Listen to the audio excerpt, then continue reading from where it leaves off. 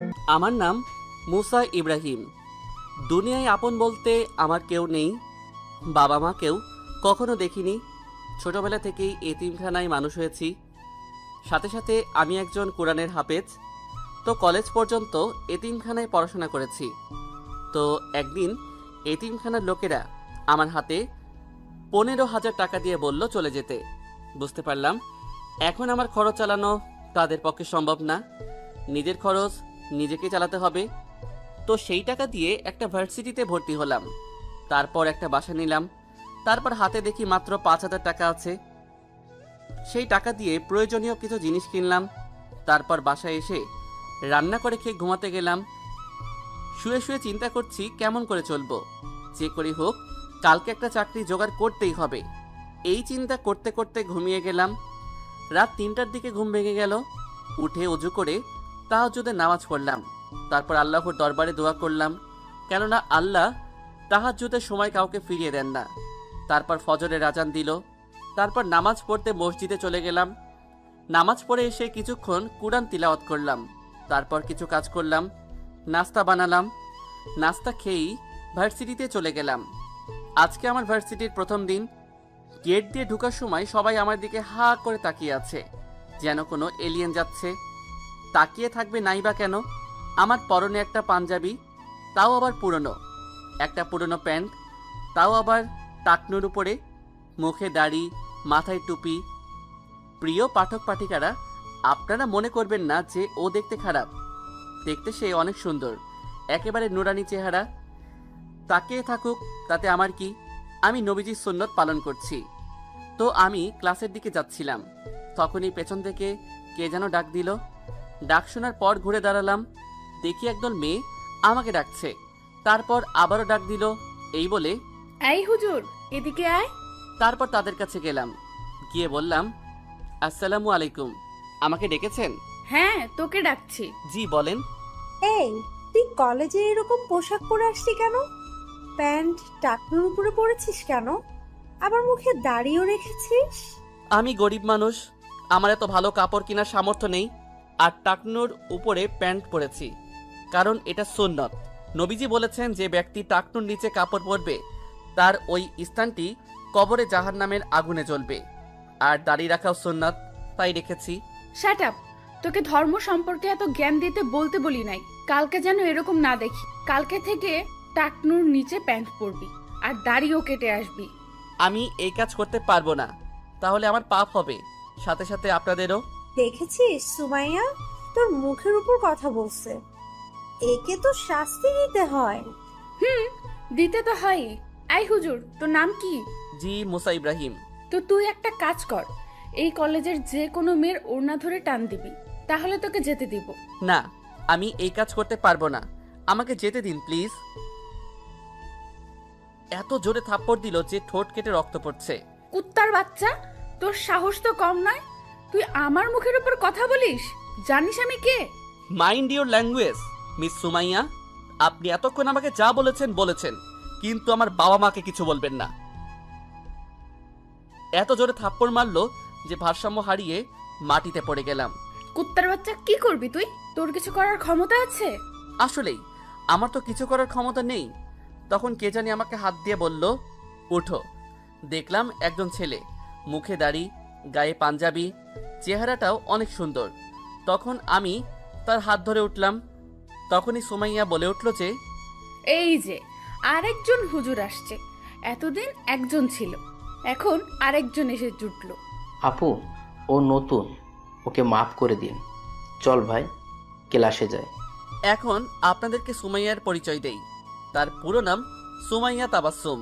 খুব মডার্ন মেয়ে, ইসলাম সম্পর্কে কোনো জ্ঞান নেই, অশালীন পোশাক পরে ঘুরে বেড়ায়, অনেক অহংকারী মেয়ে। তো এখন আমরা ক্লাসের দিকে যাচ্ছি। তখন ছেলেটি জিজ্ঞাসা করলো, আচ্ছা ভাই, তোমার নাম কি? জি মুসা ইব্রাহিম। তোমার নাম কি? আসিফ ইব্রাহিম। দেখলে তোমার সাথে আমার কত মিল। জি। আচ্ছা ভাই, আমাদের ক্লাস কোন দিকে? আমরা ক্লাসের দিকেই যাচ্ছি। চলো। ক্লাসের ভিতরে ঢুকলাম। সবাই আমার আর আসিফের দিকে হা করে চেয়ে আছে, কেননা আমরা যে হুজুর, দাড়ি রেখেছি এই জন্য। আমরা একেবারে লাস্ট বেঞ্চে গিয়ে বসলাম, কেননা আমরা তো গরিব, তাই আমাদেরকে কেউ ফার্স্ট বেঞ্চে বসতে দিবে না। তো আমরা বসে গল্প করতে লাগলাম। আসিফ আমাকে জিজ্ঞাসা করলো, তোমার পরিবারে কে কে আছে? ভাই আমি এতিম, আমার কেউ নাই। আপনার কে কে আছে? আমিও তোমার মতোই এতিম, আমারও কেউ নাই, বাবা মাকে দেখি নাই। ও সরি ভাই, কষ্ট দেওয়ার জন্য। তো আমরা কথা বলছিলাম, তো এমন সময় দেখি স্যার এসেছে। আমরা সবাই দাঁড়িয়ে সালাম দিলাম। তিনি সবাইকে বসতে বললেন, তারপর সবার পরিচয় নিচ্ছেন। এমন সময় আমাকে ডাকলেন। এই ছেলে, দাঁড়াও। জি স্যার। তোমার নাম কি? মুসা ইব্রাহিম। তুমি কলেজে এরকম ড্রেস পরে এসেছো কেন? আবার মুখে হুজুরদের মতো দাড়িও রাখছো। তার কি দাড়ি রাখার বয়স হয়েছে? প্যান্ট টাকনোর উপর পরেছো কেন? স্যার আমি গরিব মানুষ, ভালো কাপড় কেনার সামর্থ্য আমার নেই। আর স্যার দাড়ি রাখার বয়স লাগে না, বয়স হয়েছে বলেই আল্লাহ দাড়ি দিয়েছেন, তা আমাদের রাখা সুন্নত। ওকে, বসো। আমি বসে পড়লাম। পরে স্যার ক্লাস করানো শুরু করলেন। আমরা মনোযোগ দিয়ে ক্লাস করছিলাম। এমন সময় দরজার সামনে থেকে একটি মেয়ে বলল, may I come in sir? আমি তাকিয়ে দেখি সকালে আমাকে থাপ্পড় দেওয়া মেয়েটি। তারপর আমি আমার চোখ নামিয়ে ফেললাম, কেননা জাহান্নামের দিকে তাকাতে হয় না। এখন আপনাদের মনে প্রশ্ন জাগতে পারে, আমি নুসরাতকে জাহান্নাম কেন বললাম। আপুরা, আপনারা কিছু মনে করবেন না। বর্তমান যুগে কিছু মেয়ে আছে যারা অশালীন পোশাক পরে ঘুরে বেড়ায়। এই জন্যই ওইসব মেয়েরা ধর্ষণের শিকার হয়, কেননা তারা যেসব জামা কাপড় পরে তাতে তাদের শরীরের অংশ বোঝা যায়। অনেকে হিজাব পরে, মনে করে তারা ধার্মিক হয়ে গেছে, কিন্তু না, তারা আর তাদের প্রতি পুরুষদের প্রলোভিত করছে। যদি সব মেয়েরা ইসলামিক নিয়ম অনুযায়ী পর্দা করত, তাহলে বর্তমানে বাংলাদেশে ধর্ষণ কমে যেত। আমি যদি খারাপ কিছু বলে থাকি তাহলে আমাকে ক্ষমা করে দিবেন। Yes come in. ও সোমায়া, তুমি বসো। Thanks sir. ডিয়ার স্টুডেন্ট, ওর নাম সোমায়া তাব্বাসুম। ওর বাবাই কলেজের। সবাই একসাথে ওকে হাই বলল, শুধু আমি আর আসিফ বলিনি। কেননা হাই বলার চেয়ে সালাম দেওয়া উত্তম। আমি ভাবতে লাগলাম, ওর বাবা কলেজের প্রতিষ্ঠাতা বলে ওর এত অহংকার। এত অহংকার ভালো না। অহংকার তাকেই মানায় যার কোনো কিছুর অভাব নেই, কিন্তু আমাদের কিছু না কিছুর অভাব আছে। অহংকার শুধু আল্লাহকেই মানায়, কারণ তার কোনো কিছুর অভাব নেই।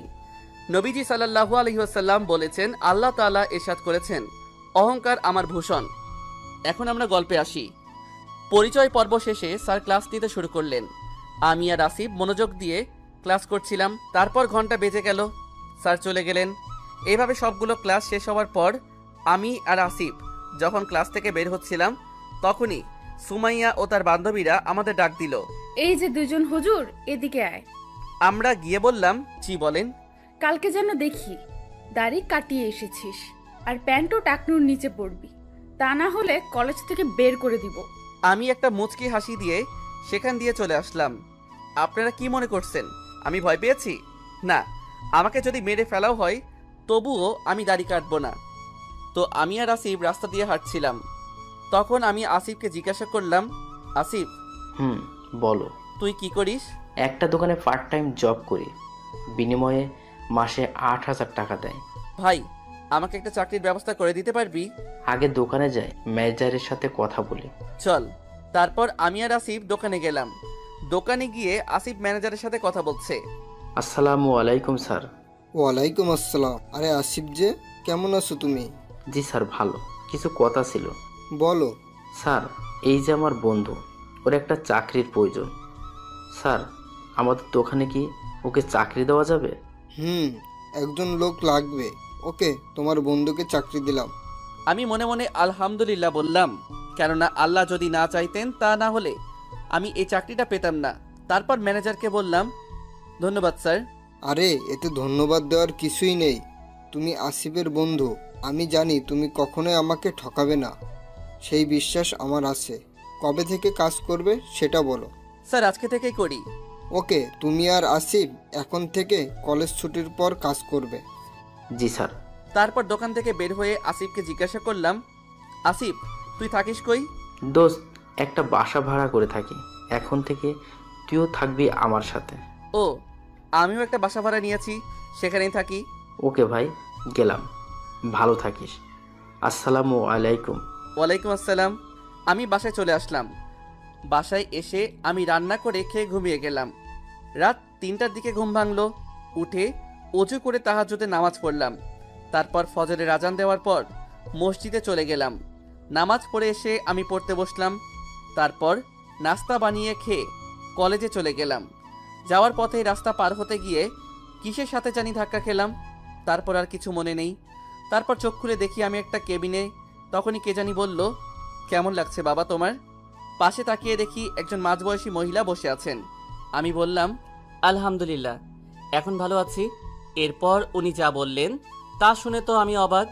উনি বললেন যে, তুমি ওই দিন আমার গাড়ির সাথে ধাক্কা খাও, তারপর তুমি অজ্ঞান হয়ে যাও, তারপর তোমাকে হাসপাতালে নিয়ে আসি।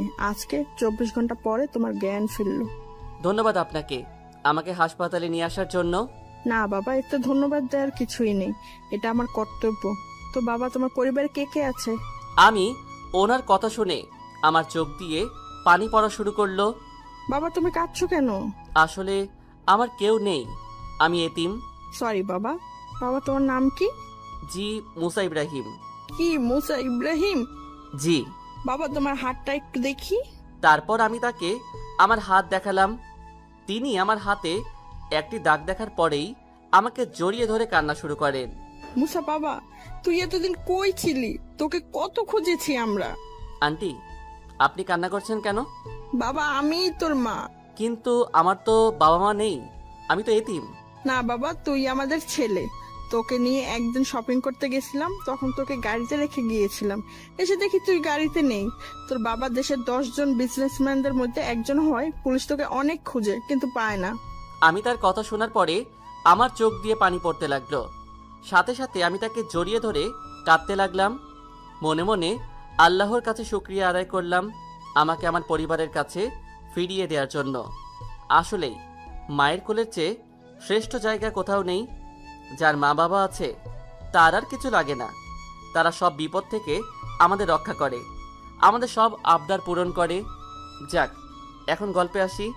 আম্মু আমাকে বলল, থাক বাবা, আর কাঁদে না। আম্মু এসে গেছে না, আর কাঁদে না। তোকে আর কোথাও যেতে দেব না। আম্মু জানো, আজকে আমি অনেক খুশি। আল্লাহর কাছে হাজারো ধন্যবাদ, আমি আমার পরিবারকে ফিরে পেয়েছি। আমার আর কিছু চাই না। আচ্ছা আম্মু, আমাকে কবে ছাড়বে হাসপাতাল থেকে?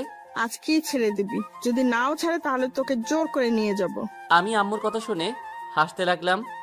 অনেকদিন পর নিজের ছেলেকে পেয়েছে তো, তাই এইরকম করছে। এরপর আম্মু ডাক্তারের সাথে কথা বলল।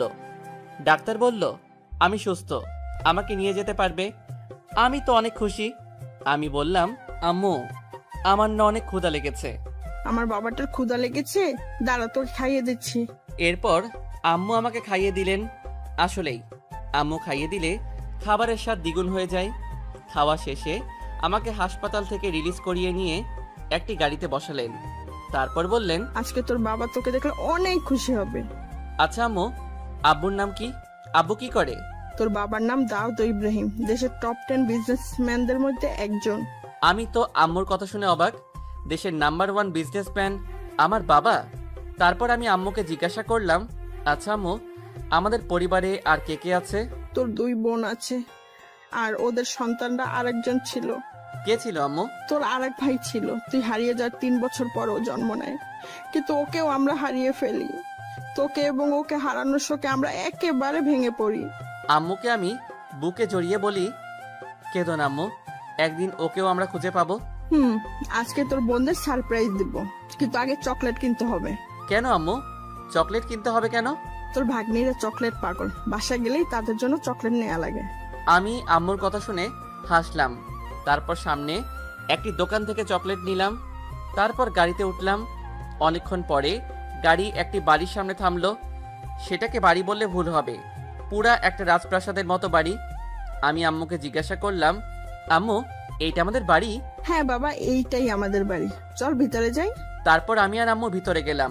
ভিতরটা বাহির থেকে আরো সুন্দর। সব আল্লাহর নিয়ামত। আল্লাহ মানুষকে বুদ্ধি দিয়েছে, মানুষ সেই বুদ্ধিকে কাজে লাগিয়ে কত বিশাল বিশাল বিল্ডিং তৈরি করছে, মানুষের জীবনকে সুখময় করে তুলছে। এই জন্য আল্লাহর কাছে আমাদের খাঁটি মনে শুকরিয়া আদায় করা উচিত। যাক, এখন গল্পে আসি। আম্মু বাসার ভিতরে ঢুকেই আমার বোনদের ডাকতে লাগলেন। এই তামান্না, ঐশী, তোরা কোথায়? তোদের জন্য একটা সারপ্রাইজ আছে। তারপর উপরে তাকিয়ে দেখলাম যে 2জন মেয়ে 2টা বাচ্চাকে কোলে নিয়ে নিচে নামছে। এসেই বলল, আম্মু, কি সারপ্রাইজ! তারপর আম্মু আমাকে দেখিয়ে বলল, এই যে কে উনি? তোদের হারিয়ে যাওয়া ভাই মুসা ইব্রাহিম। ও আমাদের মুসা। আমাদের ছেলে মুছা। এইটা শোনার পর সাথে সাথে তামান্না ঐশী আপু আমাকে জড়িয়ে ধরে কান্না শুরু করে দিল এবং বলতে লাগলো, ভাই, তুই এতদিন কই ছিলি ভাই আমার? তোকে আমরা অনেক খুঁজেছি ভাই, জানিস তোকে আমরা কত মিস করেছি। আমি তোমাদের অনেক মিস করেছি। আর তোকে কোথাও যেতে দিব না। এখন আপনাদের আমার পরিবারের পরিচয় দিয়ে দেই। আমার বাবা হলেন দেশের নাম্বার 1 বিজনেসম্যান দাউদ ইব্রাহিম। আমার মায়ের নাম আয়েশা বেগম, তিনি হলেন গৃহিণী। আমার বড় বোনের নাম তামান্না আহমেদ তাহিরা এবং আমার মেজ বোনের নাম ইসরাত জাহান ঐশী। তারা দুইজন এই বাড়িতেই থাকে।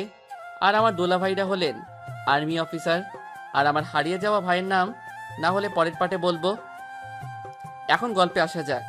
আমাকে জড়িয়ে ধরে কান্না করছে দেখে আমার ভাগ্নিরা জিজ্ঞাসা করলো, আম্মু, আম্মু, ওটাতে ইনি তোমার মামা মামুনি, ওটা আমাদের মামা। আসো মামনিরা, মামার কোলে আসো। বলতে দেরি, কিন্তু কোলে এসে দুই গালে দুইটা পাপ্পি দিতে দেরি নাই।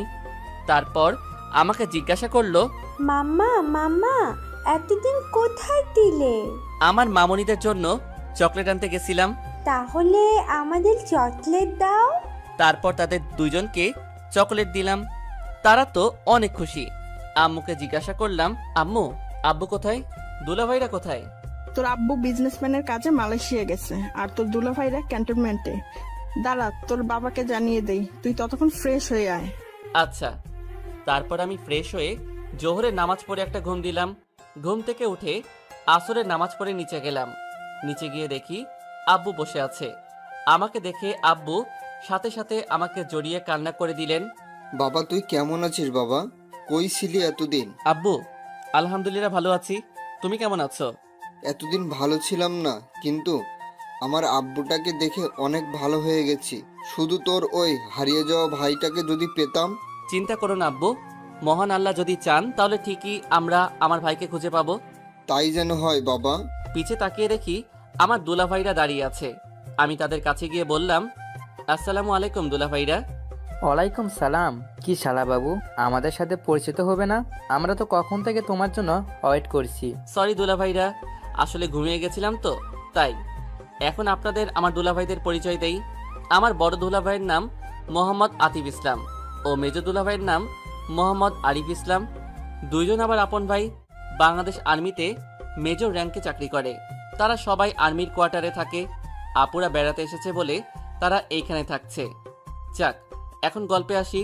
তো আব্বু আর দুলাভাইরা উপরে ফ্রেশ হতে গেল, আর আমি সোফায় বসে আমার সাদিয়া ও সাফা মামনির সাথে খেলা করছিলাম। দুইজনই পার্টনার নাম্বার 1। এদের পাকা পাকা কথা শুনে আমার তো হাসতে হাসতে অবস্থা খারাপ।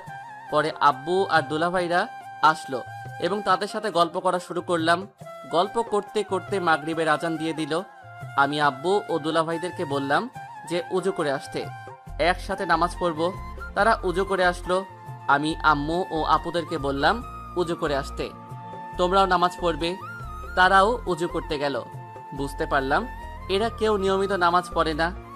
না, আমাকে এদেরকে ইসলামের ছায়াতলে নিয়ে আসতে হবে। আমার আম্মু ও আপুরাও পর্দা করে না, করলেও ডিজিটাল পর্দা।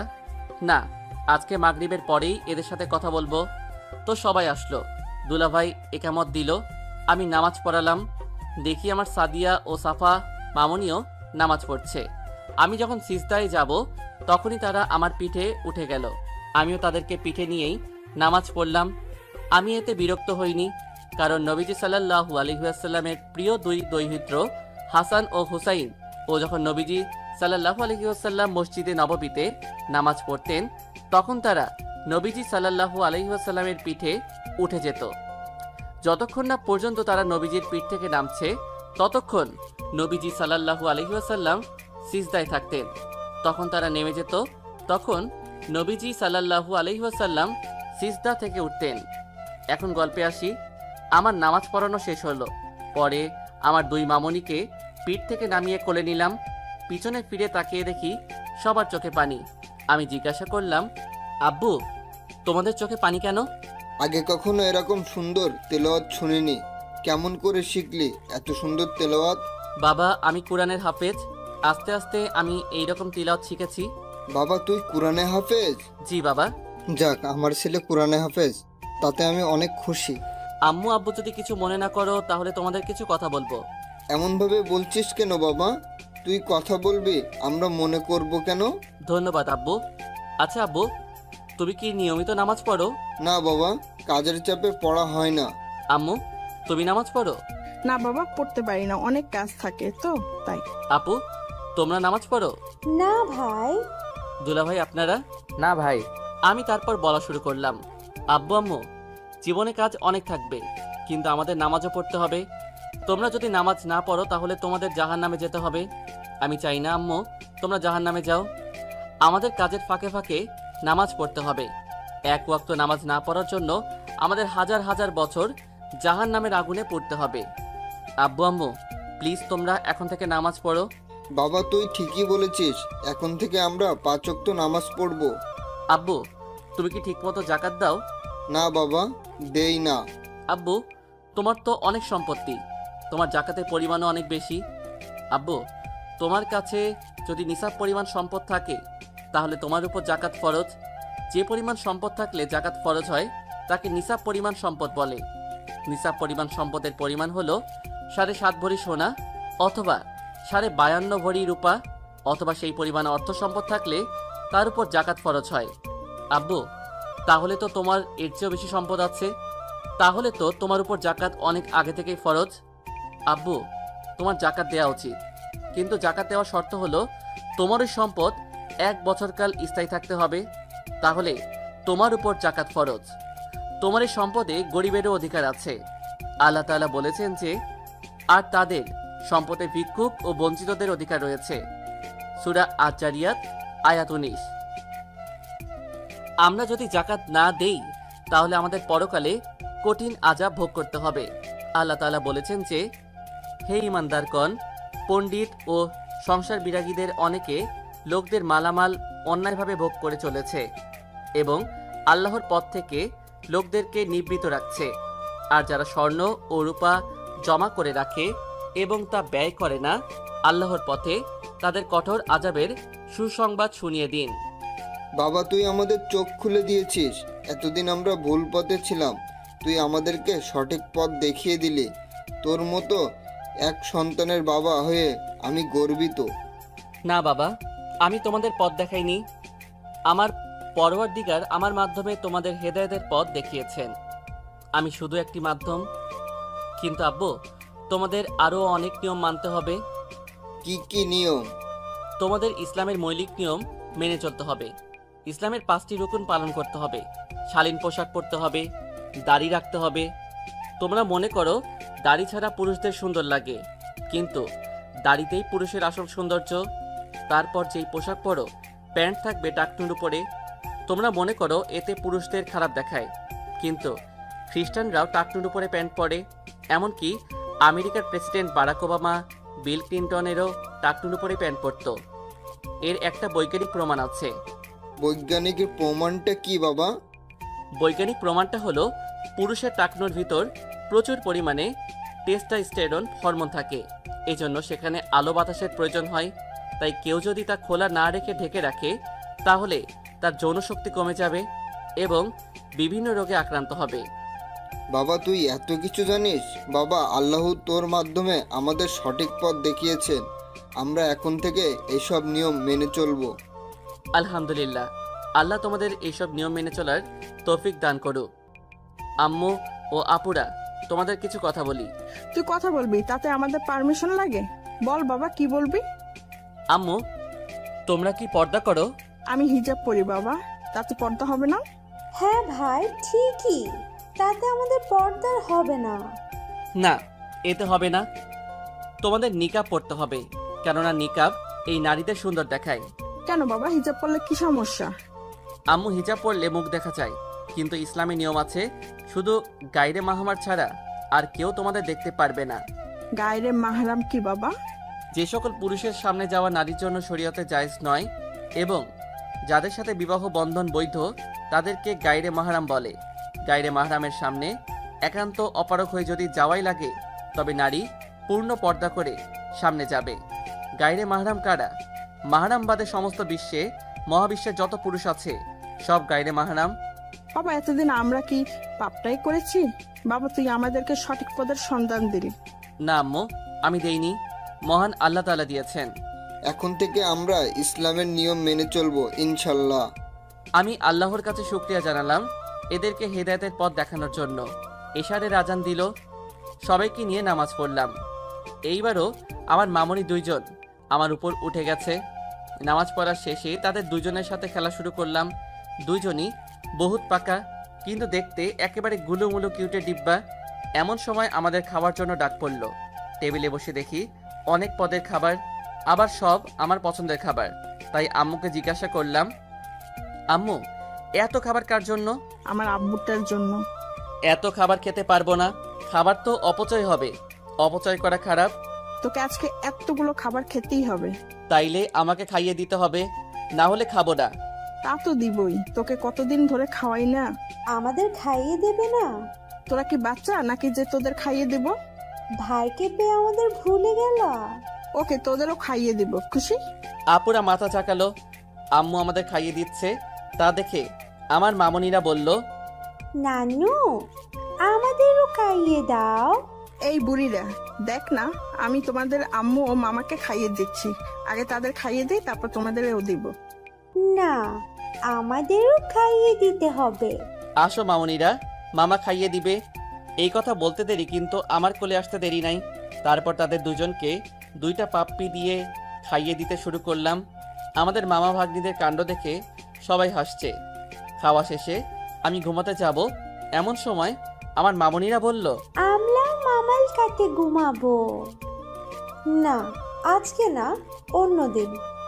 না আজকে। আপু থাক না, আজকে ঘুমাক, ছোট মানুষ। আসো আসো মামনিরা, আজকে মামার কাছে ঘুমাবা। এইটা বলার সাথে সাথেই তারা আমার কোলে এসে দুই গালে দুইজন দুইটা পাপ্পি দিল। তারপর তাদেরকে নিয়ে ঘুমাতে গেলাম। গিয়ে বিছানায় শোয়ার সাথে সাথে তারা আমাকে জড়িয়ে ধরল। এমনভাবে জড়িয়ে ধরেছে যে নড়তেও পারছি না। এমনভাবেই আমার মামনি দুজনকে নিয়ে ঘুমিয়ে গেলাম। ফজরের আজান শুনে আমার ঘুম ভাঙল। তারপর আমার দুই মামনিকে সরিয়ে দিয়ে আমি উজু করতে গেলাম। তারপর উজু করা শেষে আমি নিচে গিয়ে সবাইকে ডাকার জন্য আজান দিলাম। আজান শুনে আব্বু আম্মু সহ সবাই নিচে আসলো। এসে দেখে আমি আজান দিচ্ছি। আম্মু আমাকে বলে, বাবা এত সুন্দর আজান কোথায় শিখলি? আম্মু আমি শিখিনি, আমার সৃষ্টিকর্তা আমাকে শিখিয়েছেন। যাও তোমরা উজু করে আসো। তারপর সবাই উজু করতে গেল। তারপর সবাই নামাজ পড়া শুরু করলো। আম্মুরা অন্য রুমে নামাজ পড়তে গেল। নামাজে প্রথম রাকাতে আমি সূরা আর রহমান ও দ্বিতীয় রাকাতে সূরা আল মুজাম্মিল পড়লাম। নামাজ শেষে সবাই দেখি কান্না করছে। আমার তিলাওয়াত শুনে আমিও কান্না করলাম। আব্বু বলল, বাবা তুই এত সুন্দর তিলাওয়াত করিস, তোর তিলাওয়াত শুনে আমরা কান্না করে দিয়েছি। বাবা এইটা আল্লাহ আমাকে দিয়েছেন, এই জন্যই এত সুন্দর তিলাওয়াত করতে পারি। আব্বু তোমার সাথে কথা ছিল। বল বাবা। আব্বু আমাকে একটা মোবাইল দেওয়া যাবে? একটা বন্ধুর সাথে কথা বলতাম। আরে এটা এমনভাবে বলার কি আছে, আজকে তোর জন্য একটা মোবাইল নিয়ে আসবো। ধন্যবাদ আব্বু, আজকে আমি একটু যাই। আমি যে বাসায় ভাড়া থাকতাম সেই বাসায় যাব। আমার বই খাতাগুলো আনতে হবে। ওকে বাবা, যাস, আমার গাড়িটা নিয়ে যাস। না বাবা, আমার গাড়ি লাগবে না, এত কিছু আনবো না। আচ্ছা তুই যা বুঝিস বাবা। তারপর আমি রুমে গিয়ে রেডি হয়ে আমার আগের বাসায় গেলাম। গিয়ে সব কিছু নিয়ে আসলাম। বাড়িতে এসে সেগুলো আমার রুমে রাখলাম। তারপর আম্মুর কাছে গিয়ে আম্মুর মোবাইল দিয়ে আসিফকে ফোন দিলাম। আমি বললাম, আসসালামু আলাইকুম। ওয়ালাইকুম আসসালাম, কে বলছেন? আমি মুসা ইব্রাহিম। আরে দোস্ত তুই কোথায়? দুদিন কলেজেও এলি না, কাজেও গেলি না, কি হয়েছে তোর? আরে শোন, এত প্রশ্ন করিস কেন? বল। তারপর এখন পর্যন্ত যা যা ঘটেছে তা ওকে বললাম। এটা শুনে তো ও অবাক। ও বলল, আলহামদুলিল্লাহ দোস্ত, আল্লাহ তোর ইচ্ছা কবুল করেছে। জাজাকুল্লাহ খাইরান। আজকে কলেজে আসবি? তুই আসবি। তুই তো এখন আমাকে আর পাত্তা দিবি না, তুই তো এখন অনেক বড় লোকের ছেলে। ধুর, কি যে বলিস তুই? আমি তোকে কেন পাত্তা দিব না? তুই তো আমার বন্ধু। আর আমি বড়লোক হয়েছি তো কি হয়েছে? আমি আজকে কলেজে সিম্পলভাবেই আসবো, আগের মতোই থাকবো। যে আমার এই সিম্পল রূপ দেখে বন্ধুত্ব করবে সেই আসল বন্ধু। তো বন্ধু রাখি, কলেজে দেখা হচ্ছে ইনশাআল্লাহ। আসসালামু আলাইকুম। ওয়ালাইকুম আসসালাম। তারপর আমি মোবাইল রেখে দিলাম। পিছনে তাকিয়ে দেখি আম্মু দাঁড়িয়ে আছে। আম্মু আমাকে জিজ্ঞাসা করলো, বাবা তুই আজকে কলেজে যাবি? জি আম্মু, কলেজে যাব। কেন, কোনো কাজ আছে? না বাবা, এমনি। কার সাথে কথা বলছিলে এতক্ষণ? আমার এক বন্ধুর সাথে আম্মু। ওর নাম কি বাবা? আসিফ ইব্রাহিম। কি আসিফ ইব্রাহিম? জি আম্মু। তোমার আবার কি হলো? না বাবা, কিছু না। তুই আজকে তোর বন্ধুকে আমাদের বাড়িতে নিয়ে আসিস বলিস, আমি ওকে ডেকেছি। আচ্ছা, ওর কে আছে? আম্মু, ওই এতিম, আমার মতোই কোরআনের হাফেজ। ও আচ্ছা বাবা। ওকে আম্মু, তাহলে আমি রেডি হতে গেলাম। ওকে বাবা, আজকে ভালো কিছু পরে যা। না আম্মু, আমি এই সুন্নতি পোশাক পরবো। আর আমি কলেজে সিম্পলভাবেই যাব, যাতে করে কেউ চিনতে না পারে। কেন বাবা, তোকে চিনলে কি হবে? আম্মু, আমি আমার বাবার পরিচয়ে পরিচিত হতে চাই না। আমি নিজের পরিচয়ে পরিচিত হতে চাই। তোর যদি কিছু হয় বাবা, 2 জন বডিগার্ড তুই নিয়ে যা। না আম্মু, আল্লাহ থাকতে আমার ইনশাল্লাহ কিছুই হবে না। আর কার ক্ষমতা আছে যে তোমার ছেলের কিছু করবে? একমাত্র আল্লাহ ছাড়া। আসলে বাবা, তোর মতো ছেলে পেয়ে আমি গর্বিত। আমার জন্য দোয়া করো, আমি যেন ভালো মতো পড়াশোনা করতে পারি, দেশের মুখ উজ্জ্বল করতে পারি। আমি তো সবসময় আমার বাবাটার জন্য দোয়া করি। তারপর আমি আমার রুমে এসে গোসল করতে ঢুকি। তারপর গোসল শেষে বের হয়ে রেডি হচ্ছি। এমন সময় আমার 2 মামনি আমার কাছে আসলো এবং বলল, মামা, মামা, মামনিরা বলো। কোথায় যাচ্ছো? কলেজে যাচ্ছি পড়াশোনা করতে। পড়াশোনা করতে যাচ্ছো? মামনিরা। মামা, আমাদের জন্য চকলেট আনবে তো? আনবো তো, যদি তোমরা গুড গার্ল হয়ে থাকো। আমরা তো গুড গার্ল, তাই না রে সাদিয়া? আমার 2 মামনি গুড গার্ল। যাও, তোমাদের 2 জনের জন্য চকলেট আনবো। থ্যাংক ইউ মামা। থ্যাংক ইউ বলতে হয় না মামনি, বলতে হয় জাজাকাল্লাহ খাইরান। কি? কিছু না মামনি, আগে বড় হও, তারপর বুঝবে। ওকে মামা। তারপর 2 জনকে কোলে নিয়ে নিচে গেলাম। তারপর তাদের 2 জনকে কোল থেকে নামিয়ে আম্মুর কাছে গেলাম। বললাম, আম্মু দোয়া করো। তোকে তো আমি সব সময় দোয়া করি। আসি আম্মু, আসসালামু আলাইকুম। ওয়ালাইকুম আসসালাম বাবা, সাবধানে যাস। তারপর আমি বাসা থেকে বের হয়ে একটা রিক্সা নিলাম। কি ভাবছেন যে আমি আমার বাবার এত টাকা গাড়ি থাকা সত্ত্বেও রিক্সা নিলাম কেন? কেননা আমি সিম্পলভাবে চলতে পছন্দ করি। আর আপনারা ভাববেন আমি শার্ট প্যান্ট পরলাম না কেন? পরবো, কিন্তু এখন না, এখন এই সিম্পলভাবেই চলবো। তো আপনাদের সাথে কথা বলতে বলতে কলেজে চলে এলাম। দেখি আসিফ দাঁড়িয়ে আছে, মনে হয় আমার জন্য ওয়েট করছিল। আমি ওর কাছে গিয়ে বললাম, আসসালামু আলাইকুম দোস্ত। ওয়ালাইকুম আসসালাম। কেমন আছিস দোস্ত? আলহামদুলিল্লাহ ভালো আছি, তুই কেমন আছিস? আলহামদুলিল্লাহ ভালো। তো চল দোস্ত, ক্লাসে যাই। চল। তারপর আমি আর আসিফ কথা বলতে বলতে ক্লাসে যাচ্ছিলাম। দেখি সোমাইয়ারা দাঁড়িয়ে আছে, তাই সেদিকে খেয়াল না করে চলে আসছিলাম। এমন সময় ওরা আমাকে ডাক দিল। এই যে হুজুরেরা, আপনারা একটু আসেন। তারপর আমরা তাদের কাছে গেলাম। গিয়ে আমি বললাম, আমাদের ডাকছিলেন? হ্যাঁ, তোকেই ডাকছিলাম। এতদিন আসিসনি কেন কলেজে? অসুস্থ ছিলাম, তাই আসতে পারিনি। ও, তোকে না বলেছিলাম যে এরকম ভাবে কলেজে না আসতে? তুই আবার এরকম ভাবে এসেছিস। আর তোকে না বলেছিলাম যে দাড়ি কেটে আসতে? আসিসনি কেন? জি, আমি তো বললাম যে আমি গরিব মানুষ, আর আমি যদি দাড়ি কাটি তাহলে আমার পাপ হবে, আর আমি জেনে শুনে পাপ করতে পারবো না। এই, তুই আবার জ্ঞান দিচ্ছিস আমাকে? এই বয়সে কেউ দাড়ি রাখে? দাড়ি রাখার বয়স যদি না হতো তাহলে আল্লাহ দাড়ি দিত না। এখন আপনারা ভাবছেন এই লিয়াকে, ওর পুরো নাম যারা ওয়াসিম লিয়া, বড়লোক বাবার অহংকারী মেয়ে, আমাদের আসিফের নায়িকা। গল্পের সাথে থাকুন, সব জানতে পারবেন। তো সুমাইয়া বলল, এই, তোর পাঞ্জাবি খোল, খুলে আমার জুতা মুছে দে। না, আমি এই কাজ করতে পারবো না। আমি একমাত্র আল্লাহ ছাড়া কারো কাছে মাথা নত করতে পারবো না। কি বললি তুই? পারবি না? কে পারতেই হবে। আয়, আমাদের জুতা মুছে দে, না হলে তোকে কলেজ থেকে বের করে দিব। আপনি আমাকে মেরে ফেললেও আমি আপনার জুতা মুছবো না। এইবার এত জোরে থাপ্পড় মারলো যে আমি মাটিতে পড়ে গেলাম। আসিফ আমাকে উঠিয়ে ওদেরকে বলল, ওকে মাফ করে দেন, ও বুঝতে পারে না। তারপর আমি আর আসিফ একসাথে ক্লাসে যাচ্ছিলাম। তো আসিফ বলল, তুই তো অনেক বড় লোক, তোর বাবার তো অনেক ক্ষমতা, তুই ওদেরকে ছেড়ে দিলি? হ্যাঁ দোস্ত, আমি ওদের মাফ করে দিয়েছি। ওরা এখন অবুঝ, একদিন ঠিকই বুঝবে। আর ক্ষমা করলে তো আল্লাহ তাআলা খুশি হন। আমাদের নবী সাল্লাল্লাহু আলাইহি ওয়াসাল্লাম ও মক্কা বিজয়ের সময় সবাইকে ক্ষমা করে দিয়েছেন। চাইলেই তিনি তাদের উপর প্রতিশোধ দিতে পারতেন, কিন্তু নেননি। দোস্ত, তুই ঠিক বলছিস। আমাদের সবাইকে নবীজি সাল্লাল্লাহু আলাইহি সাল্লামের আদর্শ মেনে চলা উচিত। চল ক্লাসে যাই। তারপর আমি আর আসিফ ক্লাসে গেলাম। তারপর একটা একটা করে ক্লাস শেষ হলো। আমি আর আসিফ ক্লাস থেকে বের হচ্ছিলাম। তখন আমি বললাম, আসিফ, তোকে আম্মু যেতে বলেছে, তোকে বলে দেখবে। ওর বেটা, তুই হলি বড় লোক, তোর বাড়িতে আমি গিয়ে কি করব? চুপ, তুই আমার বন্ধু, নিজেকে গরিব ভাববি না কখনো। কিন্তু আমার তো দোকানে যেতে হবে। পরে যাস, এবার চল। চল। তারপর আমি আর আসিফ আমাদের বাড়ির উদ্দেশ্যে হাঁটতে লাগলাম। তারপর বাড়িতে এসে পৌঁছালাম। বাড়িতে ঢুকে দেখি 3 জন বোরকা পরা মহিলা দাঁড়িয়ে আছে। আবার 2টা পিচ্চি বাচ্চাও বোরকা পরে দাঁড়িয়ে আছে। তো আমি তাদেরকে সালাম দিলাম, তারাও দিল। দেখি তারা মুচকি মুচকি হাসছে। তো আমি জিজ্ঞাসা করলাম, আপনারা কে?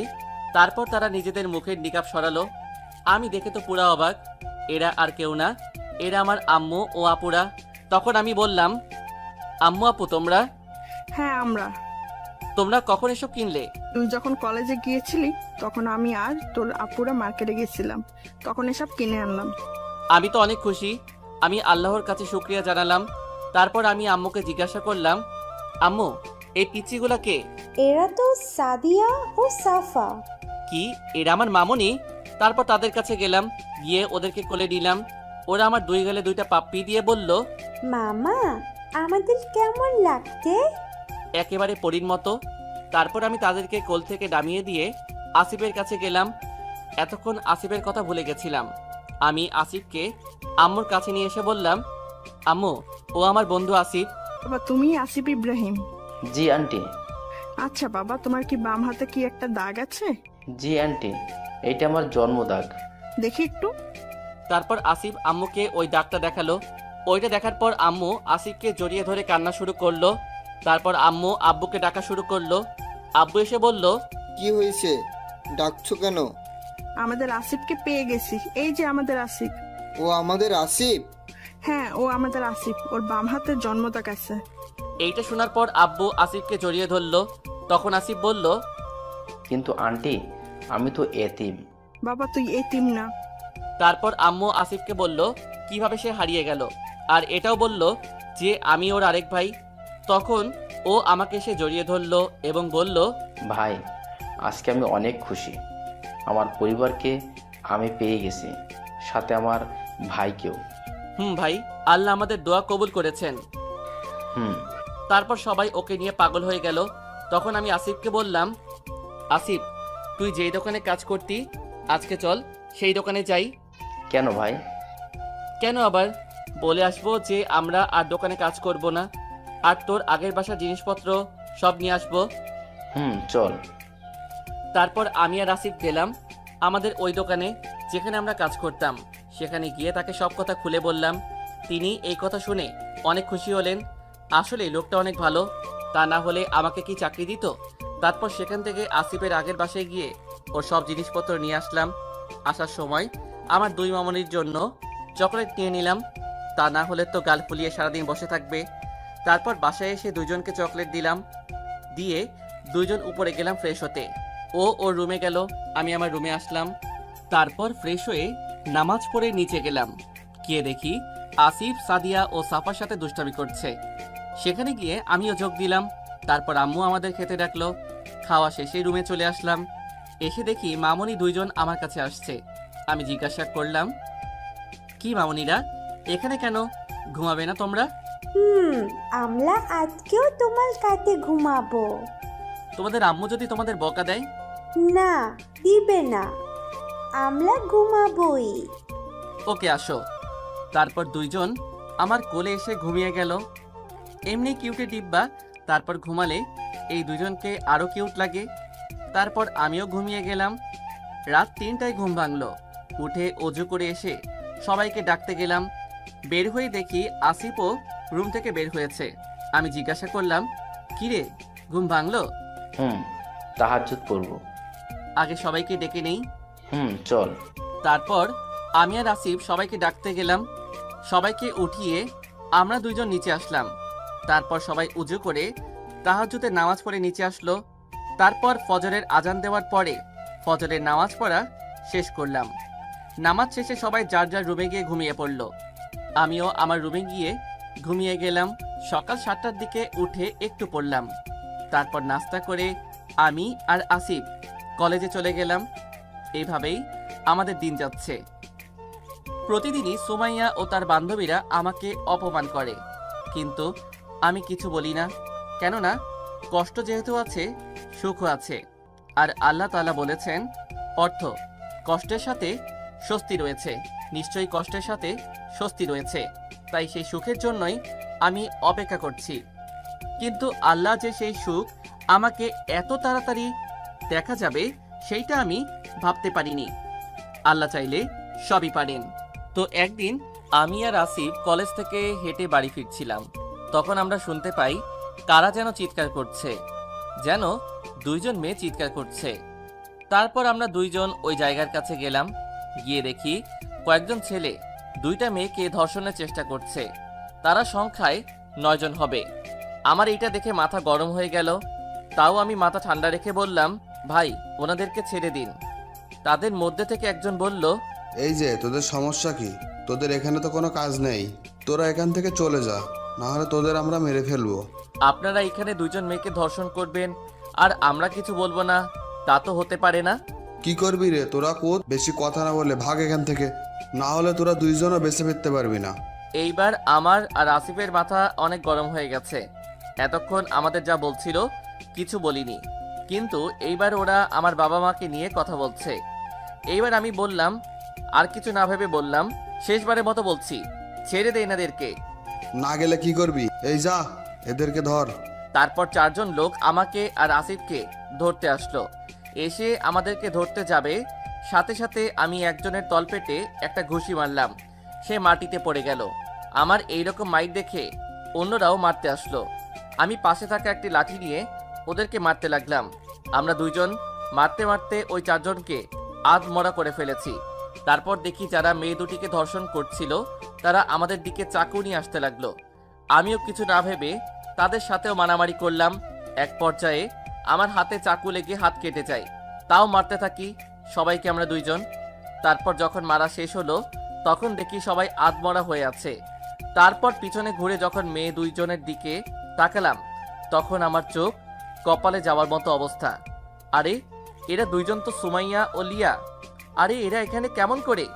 এদের এমন অবস্থা হলো কিভাবে? তারপর নিচের দিকে তাকিয়ে আমরা নিজেদের পাঞ্জাবি খুলে তাদেরকে দিলাম জড়িয়ে নেওয়ার জন্য। তারপর তারা পাঞ্জাবি জড়িয়ে নিল। তারপর বাইরে এসে দেখি তাদের গাড়ি রাখা আছে। আমি বললাম গাড়িতে উঠতে, তারা কিছু না বলে গাড়িতে উঠল। তারপর আমি গাড়ি চালিয়ে তাদেরকে তাদের বাড়ি পৌঁছিয়ে দিলাম।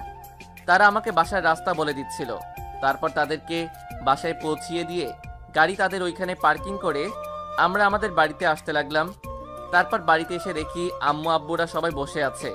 আমরা এসেছি দেখে আম্মু তাড়াতাড়ি আমাদের কাছে এসে জিজ্ঞাসা করলো, বাবা, তোদের আসতে এত দেরি হলো কেন? তোদের কিছু হয়নি তো? এই কি বাবা, তোর হাত থেকে রক্ত পড়ছে কেন? আম্মু, আমরা ঠিক আছি, আমাদের কিছু হয়নি। আম্মু, আমাদের কিছু হয়নি, আমরা ঠিক আছি। ঠিক আছিস? হাত থেকে রক্ত পড়ছে, ওনারা বলছে ঠিক আছে। আরে কিছু হয়নি তো, আগে শোনো কি হয়েছে। তারপর আমি সবাইকে সবকিছু বললাম। তারা সবকিছু শুনে অনেক খুশি হলো। আম্মু বলল, অনেক ভালো কাজ করছিস তোরা, তোদের উপর আমার অনেক খুশি। বাবা, তোদের মতো দুজন ছেলে পেয়ে আমি গর্বিত। দেখতে হবে না ভাইটা কাদের? এমন সময় আমার দুই মামনি বলে উঠল, তোমাদের ভাই না, ওলা আমাদের মামা। তাদের কথা শুনে আমি হাসি থামিয়ে রাখতে পারছিলাম না। তারপর আমি বললাম, আমরা তো তোমাদেরই মামা। হুম, আমরা তোমাদের মামা, ঠিক আছে। তারপর ওরা এসে আমাদের পাপ্পি দিল। তারপর আমি আম্মুকে বললাম, আম্মু আমরা উপরে গেলাম ফ্রেশ হতে। আচ্ছা বাবা, যা। তারপর আমি আর আসিফ যার যার রুমে গেলাম। তারপর ফ্রেশ হয়ে হাতে ব্যান্ডেজ করলাম। তারপর জোহরের নামাজ পড়লাম। নামাজ পড়ে নিচে গেলাম খেতে। খাবার খেয়ে রুমে এসে একটা ঘুম দিলাম। বিকেলবেলা আসরের সময় উঠে নামাজ পড়ে নিচে গেলাম। দেখি সবাই নামাজ পড়ে বসে আছে। তারপর তাদের কাছে গেলাম। আম্মুকে জিজ্ঞাসা করলাম, দুলাভাইরা আসেনি? আর একটু পরেই এসে পড়বে। ও আচ্ছা। তারপর আমি আর আসিফ আমার দুই মামনির সাথে খেলতে লাগলাম। আর ওরা দুইজন তো এক একটা যেই পাকনা পাকনা কথা বলে তা শুনে হাসি আর থামিয়ে রাখা যায় না। কিছুক্ষণ পরে দুলাভাইরা আসলেন। তারপর তারা ফ্রেশ হতে গেলেন। ফ্রেশ হয়ে এসে আমরা সবাই মাগরিবের নামাজ পড়লাম। নামাজ পড়ে আমি আর আসিফ পড়তে বসলাম। পড়তে পড়তে এশারের আজান দিয়ে দিল। তারপর নামাজ পড়ে আবার পড়তে বসলাম। রাত 10টা পর্যন্ত পড়ে নিচে গেলাম খাবার খেতে। ও আপনাদের তো বলাই হয়নি, আমার পরিবারের লোকেরা এখন ইসলামের সব বিধিবিধান মেনে চলে। আব্বু আম্মু সবাই নিয়মিত 5 ওয়াক্ত নামাজ পড়ে। এখন আব্বু দুলাভাইরা ঠিক মতো জাকাতও দেয়। অবিশ্বাস্য হলেও সত্য যে এখন আব্বুর সম্পদের পরিমাণ আগের চেয়ে অনেক বেড়ে গেছে। জাকাত দিলে যে সম্পদ বাড়ে এটা তো মহান আল্লাহ তাআলা বলেছেন। তাই তো আমাদের সবাই যারা যারা জাকাত দিতে সক্ষম তারা যেন সঠিক সময় জাকাত দিয়ে দেয়। এতে আল্লাহ তাআলা অনেক খুশি হন। যাক, এখন আসল কথায় আসি। খাবার টেবিলে গিয়ে দেখি সবাই বসে আছে। তো আমি আর আসিফ খেতে বসলাম। তো আব্বু বললেন যে তোমাদেরকে একটা সুখবর দেওয়ার আছে। কি খবর? আমি আর জামাই মিলে ঠিক করেছি যে আমরা এই বছরে হজে যাব। সেই জন্য সব কাজ আমরা করে এসেছি। আলহামদুলিল্লাহ, অনেক খুশি হয়েছি আমি। আমরাও। আব্বু যা বলল আমি তো তা শুনে অনেক খুশি লাগছে। দুনিয়ার সব খুশি এখন আমার কাছেই। খুশি লাগবে না? কোনো দিনও ওই জায়গায় যাই তো তাই। তাও আমি আর আসিফ কানে কানে একটা কথা বললাম, কিন্তু আব্বু আমি আর আসিফ তো যেতে পারবো না, আমাদের পরীক্ষা আছে। কিন্তু আমি তো তোমাদের রেজিস্ট্রেশন করে ফেলেছি। কিন্তু আব্বু, আমরা সত্যি সত্যি যেতে পারবো না। তোমাদের ফ্লাইট তখন, আমাদের পরীক্ষা থাকবে। তাহলে আমিও যাব না। আমার ছেলেরা না গেলে আমিও যাব না। আমরাও যাব না। এই রে, কি থেকে কি হয়ে গেল? তারপর আমি বললাম, আরে আমাদের যাওয়ার সাথে তোমাদের যাওয়ার সম্পর্ক কি? আছে, তোরা দুইজন না গেলে আমিও যাব না। আমি আর আসিফ তারপর অনেক বোঝালাম। অনেকক্ষণ পরে আম্মু বুঝলো। যাক, বোঝানো গেল তাই ভালো। এখন আপনাদের প্রশ্ন থাকতে পারে আমি আর আসিফ কি কানাকানি করলাম। আমরা একটা প্ল্যান করেছি। আমরা যে যাব না তা না, আমরাও যাব, কিন্তু যাব হজ্জের 10 দিন আগে। এইটা সারপ্রাইজ। কিন্তু আমরা সারপ্রাইজ দিতে গিয়ে যে মিথ্যা বলেছি তা নয়, আমাদের সত্যি পরীক্ষা আছে। কিন্তু আম্মুরা ফ্লাইটের পরপরই আমাদের পরীক্ষা শেষ, তাই আমরা কোনো মিথ্যা বলিনি। তারপর খাওয়া শেষে আম্মু আর আপুরা মন খারাপ করে ঘরে চলে গেল। মন খারাপ তো করবেই। তারপর আমরা যখন উঠতে যাব তখন আব্বু জিজ্ঞাসা করলো, বাবা তোরা না গেলে তো আমরা কেউ যাব না। আমি রেজিস্ট্রেশন ক্যান্সেল করে দেই, তোদের ছাড়া ভালো লাগবে না। তারপর আমি আর আসিফ বললাম, সব বললাম। তা শুনে তারা সবাই হাসতে লাগলো। তারপর আব্বু বলল, তোদের বুদ্ধি আছে, কেমন করে ভাবলি এসব? আল্লাহ বুদ্ধি দিয়েছেন তাই ভাবতে পারছি। ওকে, তোদের কথা মতোই আমরা কাজ করব। জাজাকুল্লাহ খাইরান আব্বু। তারপর আমি আর আসিফ যার যার রুমে চলে গেলাম। আমি তো অনেক খুশি যে আমি হজে যেতে পারবো। আল্লাহ তাআলা তো বলেছেন, এতে রয়েছে মোকামে ইব্রাহিমের মতো প্রকৃষ্ট নিদর্শন। আর যে লোক এর ভিতরে প্রবেশ করেছে সে নিরাপত্তা লাভ করেছে। আর এ ঘরের হজ করা হলো মানুষের উপর আল্লাহর প্রাপ্য। যেই লোকের সামর্থ্য রয়েছে এই পর্যন্ত পৌঁছার, আর যেই লোক তা মানে না, আল্লাহ সারা বিশ্বের কোনো কিছুরই পরোয়া করেন না। কিন্তু আমরা যে আব্বুর টাকায় যাব তা না, আমরা নিজেদের টাকায় যাব। কেমন করে? আমরা এখন আব্বুর কোম্পানিতে চাকরি করি। আমাদের যেই বেতন সেই টাকা জমিয়েছি, তারপর সেই টাকা দিয়ে যাব। যাক, অনেক কথা বলে ফেললাম, এখন আসল কথায় আসি। তারপর এসব ভাবতে ভাবতে আমি ঘুমিয়ে গেলাম। আর এদিকে সুমাইয়া ভাবছে আমরা কত খারাপ ব্যবহার করলাম ওদের সাথে। ওরা চাইলে তো আমাদের না বাঁচিয়ে চলেও যেতে পারতো। আর আমরা কি না, ও তো কোনো দিক দিয়ে খারাপ না, খ্যাত না, ওর চেহারাটা তো কত সুন্দর। আমরা কি না ওদের সাথে খারাপ ব্যবহার করলাম? না, কালকে আমি আর লিয়া ওদের দুইজনের কাছে ক্ষমা চাবো, যে করেই হোক। এসব ভাবতে ভাবতে লিয়া ঘুমিয়ে গেল। পরদিন সুমাইয়া কলেজে গিয়ে দেখে লিয়া বসে আছে। তারপর সেখানে গিয়ে জিজ্ঞাসা করে, লিয়া, এই লিয়া, কে? ও তুই? কি ভাবছিস রে তুই?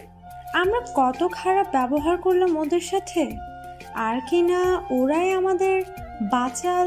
ওরাও তো পুরুষ, আর আমাদের যারা রেপ করছিল তারাও পুরুষ।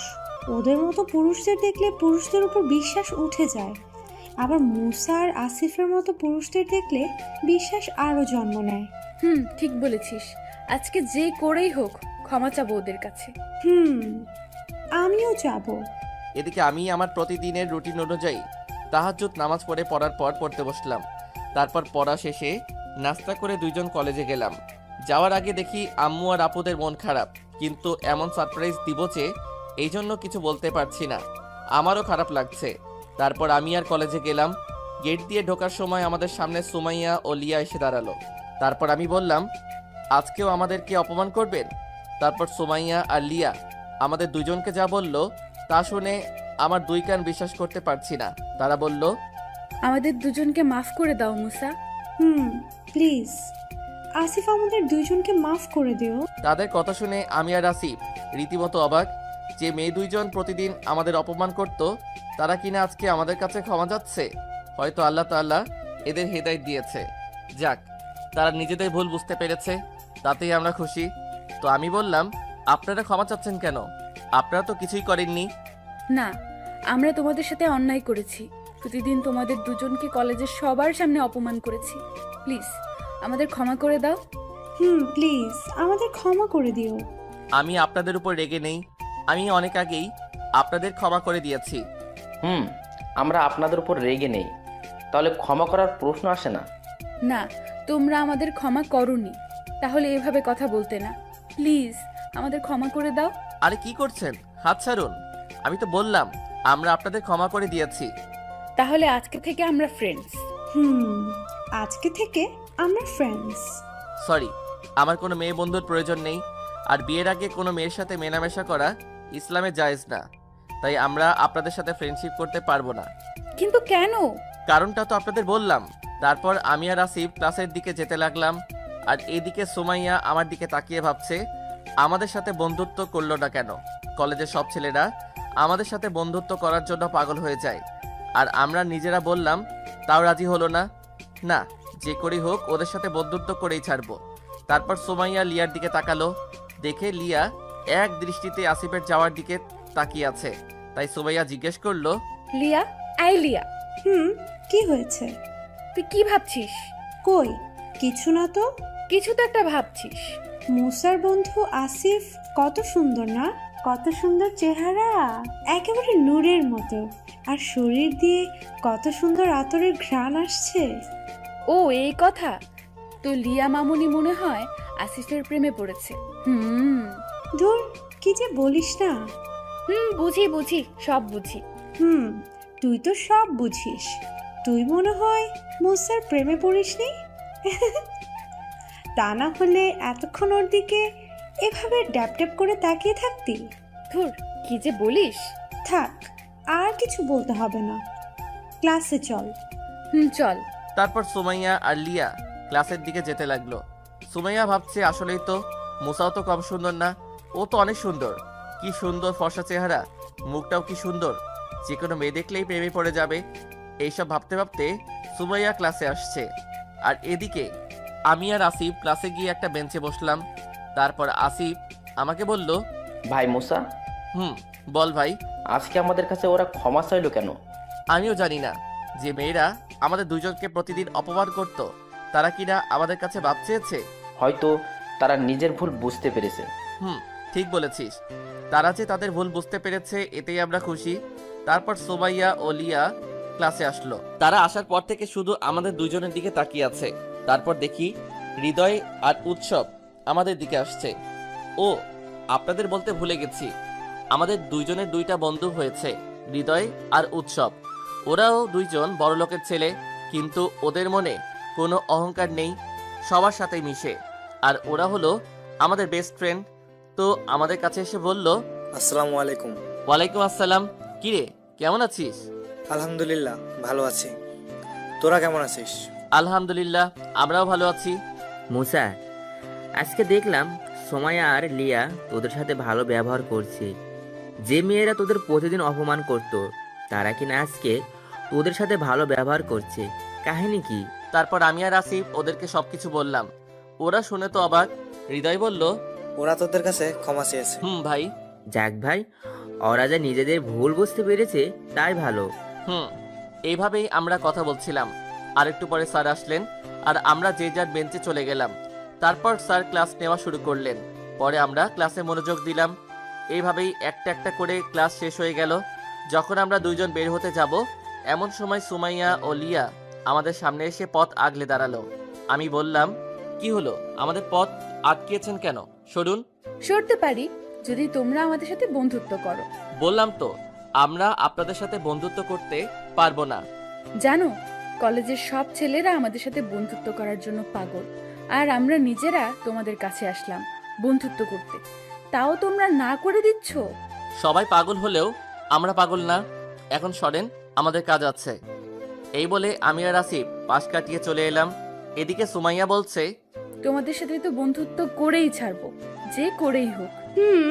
করবই। এই বলে তারা অন্যদিকে যেতে লাগলো। আর আমি আর আসিফ বাসায় চলে আসলাম। বাসায় এসে দেখি আম্মু আর আপুদের মন খারাপ। আমারও খারাপ লাগছে, কিন্তু কিছু করার নেই। তাই আম্মুকে বললাম, আসসালামু আলাইকুম আম্মু। ওয়ালাইকুম আসসালাম। তোরা এসেছিস বাবা? যা গিয়ে ফ্রেশ হয়ে নে। তারপর আমি আর আসিফ রুমে চলে আসলাম। আমি রুমে এসে ফ্রেশ হয়ে নামাজ পড়লাম। নামাজ পড়ে নিচে খেতে গেলাম।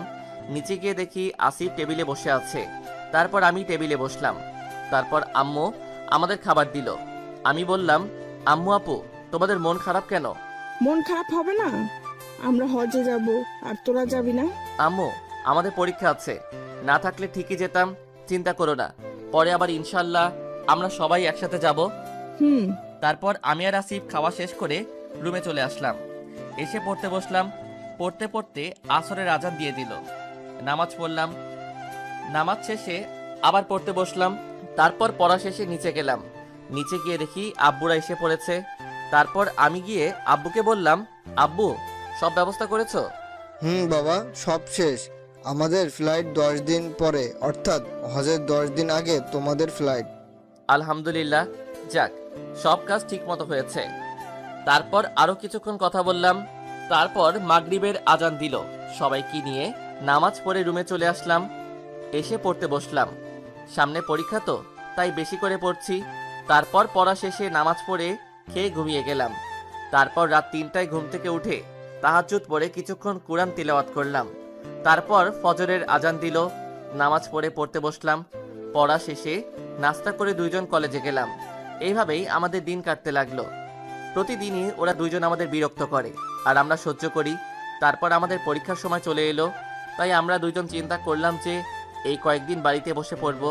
তাই আমরা দুইজন পরীক্ষার আগে কয়েকদিন ভার্সিটিতে না গিয়ে বাসায় বসে পড়াশোনা করলাম। এদিকে এই কয়েকদিন ভার্সিটিতে যাই না বলে সুমাইয়া ও লিয়া তো চিন্তায় শেষ। ওরা মনে করছে যে আমরা আর ভার্সিটিতে আসবো না। সবাই ওদেরকে দোষারোপ করছে।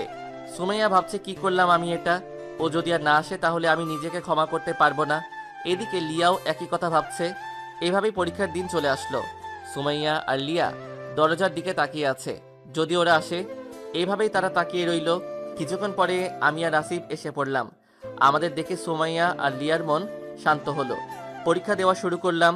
পরীক্ষা শেষে লাইব্রেরিতে গেলাম। সেখানে গিয়ে একটা ইসলামিক বই পড়ছিলাম। এমন সময় মনে হলো আমার পিছে কেউ দাঁড়িয়ে আছে। তাও কিছু না বলে পড়তে লাগলাম। আর কিছুক্ষণ পরে আমাকে সুমাইয়া বলল, এই যে হুজুর, আমাকে একটা বই দাও তো। উপরে আছে, গিয়ে নিয়ে নিন। আমার কথায় মনে হয় সে অনেক কষ্ট পেয়েছে।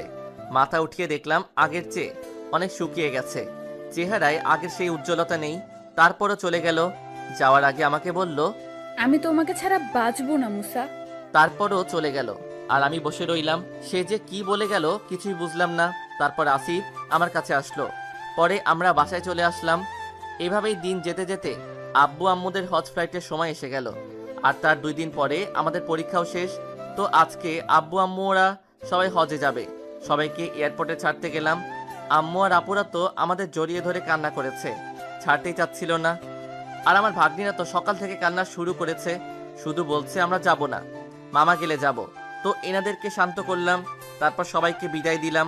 তার আগে আব্বুর সাথে কথা বললাম যেন ওখানে গিয়ে সব ব্যবস্থা করে রাখে। তারপর আমরা দুইজন বাসায় চলে এলাম। এভাবে আমাদের আর 2টা পরীক্ষা ছিল, তাও শেষ হয়ে গেল। আলহামদুলিল্লাহ সব পরীক্ষাই অনেক ভালো হয়েছে। তারপর কলেজ 15 দিন বন্ধ দিল। আমরা ওইখানে থাকবো 25 দিন, তাই আরো 15 দিন ছুটি নিলাম। এইভাবে দিন যেতে যেতে আমাদের হজে যাওয়ার দিন চলে আসলো। তারপর আমরা এয়ারপোর্টে গিয়ে সকল ফর্মালিটিস শেষ করে ট্রেনে উঠলাম।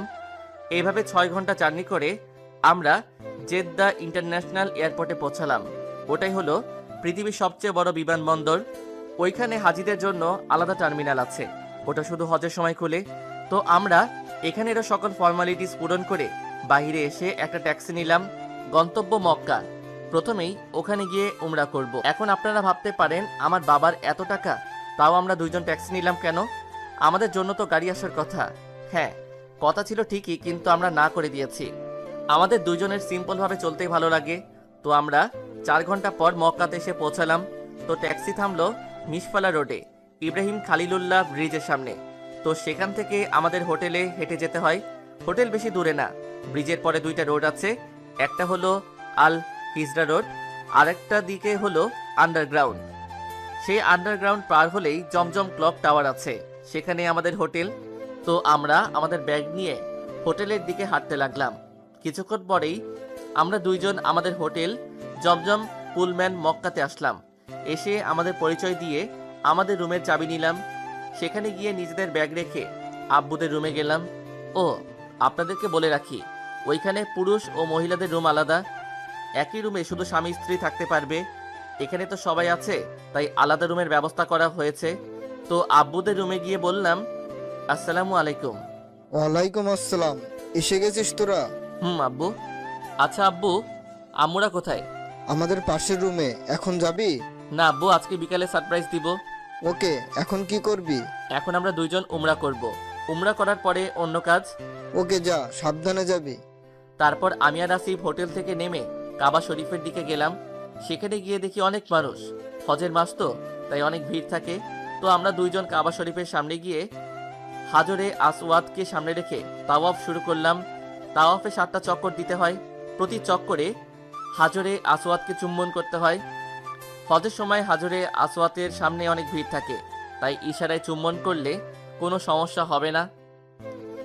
এইভাবে তাওয়াফ শেষে মাকামে ইব্রাহিমকে সামনে রেখে 2 রাকাত নামাজ পড়লাম। তারপর জমজম পানি খেয়ে সাফা মারওয়া পাহাড়ের দিকে গেলাম সাই করতে। সাইও 7 বার। এখানে শুধু 2 পাহাড়ের মধ্যবর্তী স্থানে সবুজ বাতি জ্বালানো আছে, সেখানে পুরুষ হাজিদের দৌড়াতে হয়। তারপর আমরা 2জন সাই করা শেষে চুল ছেটে হোটেলে এসে পড়লাম। তারপর ফ্রেশ হয়ে দিলাম এক ঘুমে আসরের সময় উঠে 2জন গেলাম কাবা শরীফে নামাজ পড়তে। নামাজ শেষে হোটেলে আব্বুর রুমে গেলাম। তারপর সেখানে গিয়ে বললাম, আব্বু আম্মুরা রুমে আছে। আছে, যা তোরা সারপ্রাইজ দিয়ে আয়। তারপর আমি আর আসিফ আম্মুদের রুমে দরজার বাহিরে দাঁড়ালাম। আড়ি পেতে শুনছিলাম আম্মুরা কি বলে। তো আম্মুরা বলছিল, খুব খারাপ লাগছে, এতদিন পর ছেলে দুটোকে পেলাম, তা ওদের ফেলে আসতে হলো। কি করছে ওরা এখানে? কেমন আছে? কিছুই জানি না। জানি না আমার ছেলে দুটো কি করছে। যদি ওরা এখনই এসে পড়তো, আল্লাহ ওদেরকে ভালো রেখো। আমি আসিফকে বললাম, এখনই সারপ্রাইজ দেওয়ার মোক্ষম সময়। তারপর আমরা দরজা ঠেলে ভিতরে ঢুকলাম এবং বললাম, তুমি আল্লাহর কাছে বলেছ আর আল্লাহ তোমাদের দোয়া কবুল করেছেন। মুসা, আসিফ, তোরা এখানে? তোদের না পরীক্ষা ছিল? আমাদের পরীক্ষা ছিল, কিন্তু তোমাদের আসার 2 দিন পর শেষ হয়ে গেছে। তারপর তাদের আমাদের প্ল্যান শুরু থেকে বললাম, ভাইরে ভাই, এই কথা শোনার পর যে আমাদের উপর দিয়ে ঘূর্ণিঝড় আমপান, বুলবুল, সিডর, টর্নেডো সব বয়ে যাবে, যদি জানতাম তাহলে ভুলেও বলতাম না। বুঝেননি তো? দাঁড়ান, সব বুঝিয়ে বলছি। মানে আমার আম্মু আমাদের 2 ভাইয়ের কান টেনে বলে, ফাজিল ছেলের দল, অনেক বুদ্ধি হয়েছে না তোদের? আমাদের এতদিন কষ্ট দিলি কেন? আগে বলতে পারতি না? আম্মু ছাড়ো, ব্যথা লাগছে। যদি তোমাদেরকে বলতাম তাহলে সারপ্রাইজ থাকতো। লাগুক ব্যথা, শয়তান ছেলে। আমাকে কষ্ট দিয়েছিস, তোর বোনদেরও কষ্ট দিয়েছিস, আমাদের কষ্ট হয়নি? আম্মু, আমাদের ছাড়ো, ব্যথা পাচ্ছি। আমাদের তো কম কষ্ট হয়নি। তোদের এত সহজে ছাড়বো না। আম্মু ছাড়বে না ওদের। আমার আপুদের ভাবসাব দেখে মনে হলো আমরা দুইজনের অবস্থা খারাপ করা হবে। কিছু না ভেবে দিলাম দরজার দিকে দৌড়। ও আল্লাহ, আমার ভাগ্নি দুইজন দেখি দরজা বন্ধ করে দিয়েছে। এইবার আমরা শেষ। দেখি আমার বোন দুইজন বালিশ নিয়ে আসছে। ওরে আল্লাহ, এ দেখি আমাদের মারার জন্য আসছে। সাথে সাথে বালিশ দিয়ে বাড়ি দেওয়া শুরু করলো, এলো পাতারি মারলো। তারপর শান্ত হলো, দেখি বালিশ ছিঁড়ে তুলা বের হয়ে গেছে। তারপর একটু খাটে বসলাম। আরে ভাই, মাইর খেলাম, একটু রেস্ট নিব না? কি মাইরটা দিল রে বাপ! আমার চুল দাড়ি সব এলোমেলো হয়ে গেছে। এমন সময় আমার ভাগ্নিরা আমাদের সামনে আসলো এবং বলল, মামা, ও মামা, বলো মামনি। তোমরা আমাদের কত দিয়ে তো, তোমাদের আবার শাস্তি পেতে হবে। কি বলো মামনি? তোমাদের আম্মুরা আমাদের দুইজনকে শাস্তি দিল, আবার তোমরাও দিবা? দিব। না শুনলে টুল টেনে দিয়ে ফেলবো। না না থাক, বলো কি শাস্তি? একটা ভুল করলাম, তার জন্য আমার এত শাস্তি পেতে হচ্ছে? আর কখনোই তোমাদেরকে সারপ্রাইজ দিব না। তোমরা এখন আমাদেরকে বাহিরে নিয়ে যাবে আর আমাদের আইসক্রিম চকলেট খাওয়াতে হবে। লাজি? আমি মনে মনে আলহামদুলিল্লাহ বললাম, কেননা মনে করেছিলাম তারা আর কি বড় শাস্তি দেয়। তারপর আমি বললাম, যাও, আমরা দুইজন রাজি। কি আসিফ, রাজি না? রাজি, যাও রেডি হও। তারপর তারা খুশি হয়ে গেল রেডি হতে। দেখি দুইজন দুইটা বোরকা পরে আছে। এমনি আমার মামুনি দুইজন কিউটের ডিব্বা, তার উপর বোরকা পরলে আরো কিউট লাগে। তারপর তাদের দুজনকে কোলে নিয়ে বাহিরে গেলাম। বাহিরে আল হিজরা রোডে গেলাম, কেননা সেইখানে বিভিন্ন খাবারের দোকান আছে। তো আমরা আইসক্রিমের দোকানে গিয়ে বললাম 2টা আইসক্রিম দিতে। দেওয়ার সাথে সাথে এরা দুইজন খাওয়া শুরু করলো। ওরে বাবা, এ দেখি 5 মিনিটে শেষ। তারপর বললাম, কি আরো খাবা? আরো খাবো। আর খেলে তো ঠান্ডা লাগবে মামনি। তারপর আপু তো আমাদের বকবে। না, আম্মু বকবে না, আমরা আরো খাবো। তারপর তাদেরকে আরেকটা আইসক্রিম কিনে দিলাম। শুধু খেয়েই যাচ্ছে। আজকে এদের ঠান্ডা লাগবে আর আমরা বকা খাবো। তারপর আমরা ওনাদেরকে নিয়ে চকোলেটের দোকানে গেলাম। সেখান থেকে ওনাদের অনেকগুলো চকলেট কিনে দিলাম। তারপর ওনারা চকলেট খাওয়া শুরু করলো। দেখি মাগরিবের আজান শোনা যাচ্ছে কাবা শরীফ থেকে। কি সুন্দর সুর আজানের! কাবা শরীফের আজান শুনলেই আমার মন শান্ত হয়ে যায়, কোনো চিন্তাই থাকে না। তারপর সবাইকে ফোন দিয়ে কিং আব্দুল আজিজ গেটের সামনে আসতে বললাম। এটাই সবচেয়ে বড় গেট, এখান থেকেই ঢোকা সহজ। তারপর সবাই আসলো, পুরুষরা পুরুষদের জায়গায়, মহিলারা মহিলাদের জায়গায়। তারপর একামত হলো। পরে ইমাম শেখ মাহির বিন মুয়াকালি নামাজ পড়ালেন। নামাজ শেষে সবাই কাবা শরীফের সামনে গেলাম নফল তাওয়াফ করতে। নফল তাওয়াফেও অনেক সোয়াব। 7টা নফল তাওয়াফ একটা উমরা হজের সমান। তারপর নফল তাওয়াফ করতে করতেই এশারের আজান দিয়ে দিল। তারপর নামাজ পড়ে আমরা সবাই হোটেলে চলে এলাম। এসে খেয়ে ঘুমিয়ে গেলাম। রাত 3টার দিকে শুনি আজান দিচ্ছে। আমি তো অবাক, রাত 3টায় আজান দিচ্ছে কেন? তারপর মনে পড়ল, ও এখানে তো তাহাজ্জুদের আজান দেওয়া হয়। তারপর আসিফকে জাগালাম। তারপর বললাম যে তাহাজ্জুদের আজান দিচ্ছে, চল নামাজ পড়ে আসি। তারপর সবাইকে ফোন দিয়ে জাগালাম। জাগিয়ে সবাইকে নিয়ে নামাজ পড়তে গেলাম। নামাজ পড়া শেষে কিছুক্ষণ বসে রইলাম। তারপর ফজরের আজান দিল। প্রথম সুন্নত নামাজ পড়লাম। তারপর ফজরের আজান দিল, নামাজ পড়ানো শুরু হলো। ইমাম শেখ ডক্টর মোহাম্মদ আব্দুর রহমান আল সুদাইসি নামাজ পড়ালেন। উনি হলেন কাবা শরীফের প্রধান ইমাম। তার কণ্ঠে তিলাওয়াত শুনে চোখ দিয়ে এমনি পানি বের হয়ে যায়। তিনি প্রথম রাকাতে সূরা আল ইউসুফের অর্ধেক এবং দ্বিতীয় রাকাতে বাকি অর্ধেক পড়ালেন। তারপর নামাজ শেষে হোটেলে চলে আসলাম। এভাবেই আমাদের দিন যাচ্ছে অনেক আনন্দে। এভাবেই দেখতে দেখতে 7ই জিলহজ চলে আসলো। মানে এই দিন মাগরিবের পরে মিনার উদ্দেশ্যে রওনা দিতে হয়। তো সবাই মিনার উদ্দেশ্যে রওনা দিলাম। সেখানে গিয়ে এশারের নামাজ আদায় করলাম। তারপর 8 জিলহজ ওখানে থাকলাম। পরের দিন অর্থাৎ 9 জিলহজ আরাফাতের উদ্দেশ্যে রওনা হলাম। সেখানে সারাদিন থেকে সূর্যাস্তের পরে মুজদালিফার উদ্দেশ্যে রওনা হলাম। সেখানে এক রাত থাকলাম। সেখান থেকে পাথর সংগ্রহ করতে হয় শয়তানকে মারার জন্য। তারপরের দিন 10ই জিলহজ কুরবানির পর মিনায় নির্ধারিত স্থানে 3 শয়তানকে পাথর মেরে চুল ছেটে আবার মিনায় আমাদের থাকার জায়গায় চলে আসলাম। এইভাবে 11 ও 12ই জিলহজ মিনায় শয়তানকে পাথর মারলাম। তারপর মক্কা এসে তাওয়াফে জিয়ারত করলাম। এই তাওয়াফ ফরজ। তারপর আমাদের হজ শেষ, শুধু বিদায় তাওয়াফ বাকি আছে। সেটা সেদিন মক্কা ছেড়ে যাব, সেদিন করতে হবে। তারপর আর কিছুদিন মক্কা থাকলাম। তারপর বিদায় তাওয়াফ করে মদিনায় চলে গেলাম। আসার সময় অনেক কষ্ট হচ্ছিল।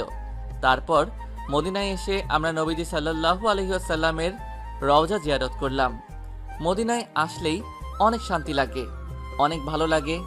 যে গেছে সেই জানে। তারপর সেখানে কিছুদিন থাকলাম। আমাদের আগে আমার পরিবারের সবাই চলে গেল, কিন্তু আমরা আরো পরে এসেছি বলে থেকে গেলাম। চাইলে আমরাও যেতে পারতাম। আব্বু আমাদের সেই ব্যবস্থা করে দিত, কিন্তু আমরা যাইনি। আব্বুর অনেক কাজ আছে, তাই তারা চলে গেছে। তো আমরা আর কিছুদিন থাকলাম, আর তাদের জন্য কিছু গিফট কিনলাম। এইভাবেই আমাদের যাওয়ার সময় হলো। মদিনা ছেড়ে যেতে আমারও অনেক কষ্ট হচ্ছিল, অনেক কান্না পাচ্ছিল। তারপর আমরা দেশে চলে গেলাম। তার আগে কিন্তু আম্মুকে জানাইনি। তারপর বাসায় পৌঁছে বাসার দরজায় নক করলাম। আম্মু দরজা খুলল। আমাদের দেখে তো অবাক। আমি বললাম, আসসালামু আলাইকুম আম্মু। ওয়ালাইকুম আসসালাম বাবা। তোরা আম্মু আমরা। তোরা আসবি আগে বলবি না? অনেক ভালো, আয় ভিতরে আয় তোরা। তারপর আমরা ভিতরে গেলাম। গিয়ে দেখি আমার মামুনি 2 জন খেলা করছে। যেই আমাদের দেখলো অমনি দৌড়ে এসে আমাদের কোলে উঠে গেল। বলল, মামা তোমরা এতে তো? মামুনি এসেছি, তোমাদের জন্য গিফটও নিয়ে এসেছি। কি এনে তো?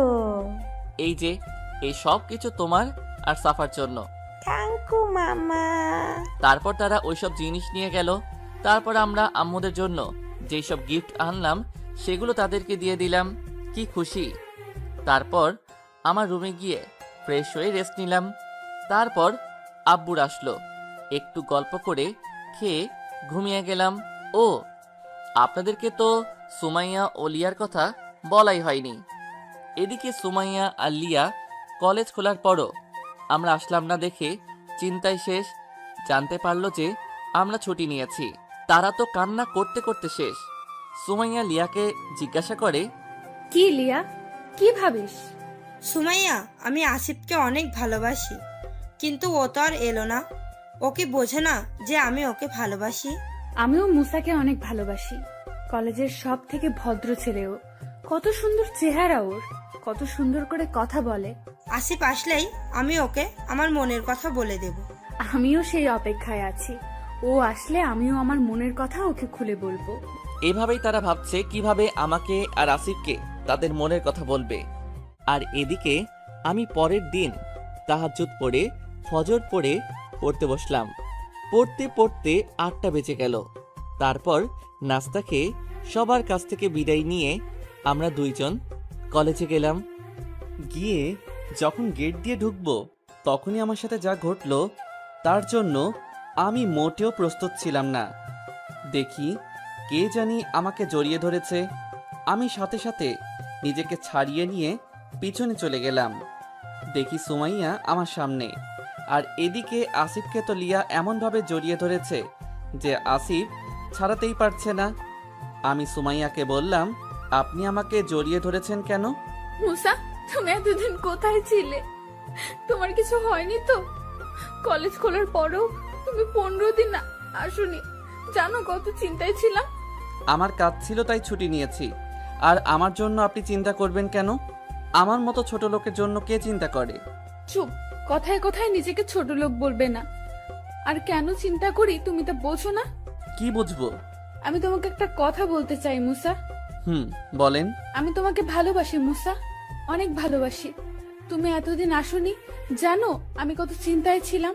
প্লিজ আমাকে ফিরিয়ে দিও না। এই বলে আমাকে জড়িয়ে ধরলো। আমি অবাক না হয়ে পারলাম না। সুমাইয়া কিনা আমাকে ভালোবাসে, কিন্তু না, আমি ওকে ভালোবাসতে পারবো না। আমি সুমাইয়াকে ছাড়িয়ে নিয়ে বললাম, কি শুরু করছেন এগুলা? আমি আপনাকে ভালোবাসতে পারবো না। কেন মুসা, তুমি আমাকে ভালোবাসবে না? আমার মধ্যে কি নেই? কলেজের সবাই আমার পেছনে ঘুরে, আর আমি তোমাকে নিজের ভালোবাসার কথা বললাম, আর তুমি আমাকে ফিরিয়ে দিচ্ছ। আমি কি কম সুন্দরী?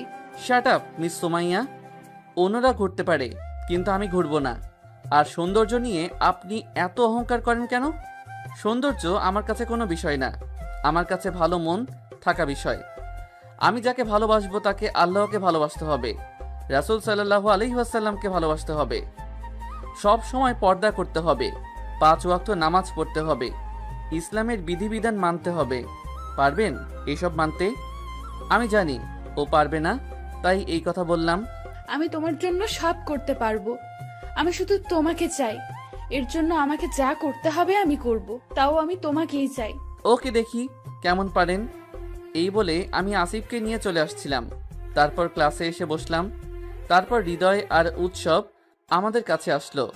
এসে জিজ্ঞাসা করলো, কিরে মুসা, আসিফ তোদের ওরা কি বললো? তারপর আমি ওদেরকে সব বললাম। তারা শুনে যেন আকাশ থেকে পড়লো। হৃদয় বলল, দোস্ত, যেখানে কলেজের সব ছেলেরা ওদের পিছনে ঘুরতো, আর সেখানে কিনা ওরা তোদের ভালোবাসে, সত্যি তোরা অনেক লাকি। কিন্তু আমরা ওদেরকে কিছু শর্ত দিয়েছি। সেই শর্ত যদি ওরা পূরণ করতে পারে তাহলে আমরা ওদেরকে বিয়ে করব। জানি ওরা পারবে না। দেখি কি হয়। আমার তো লাগছে যে ওরা পারবে। দেখি কি হয়। তারপর আমরা গল্প করছিলাম। একটু পর সুমাইয়া ও লিয়াও ক্লাসে আসলো। এসে মুসার দিকে তাকিয়ে ভাবতে লাগলো, তোমাকে যে করি হোক আমি আমার নিজের করে নিবই। তারপর সুমাইয়া লিয়াকে বলল, লিয়া, বল। আমাদের দুজনকে যে করেই হোক মুসা আর আসিফের পছন্দ মতো কাজ করতে হবে। এখন থেকে আমরা ইসলামের নিয়ম মেনে চলবো, 5 ওয়াক্ত নামাজ পড়বো।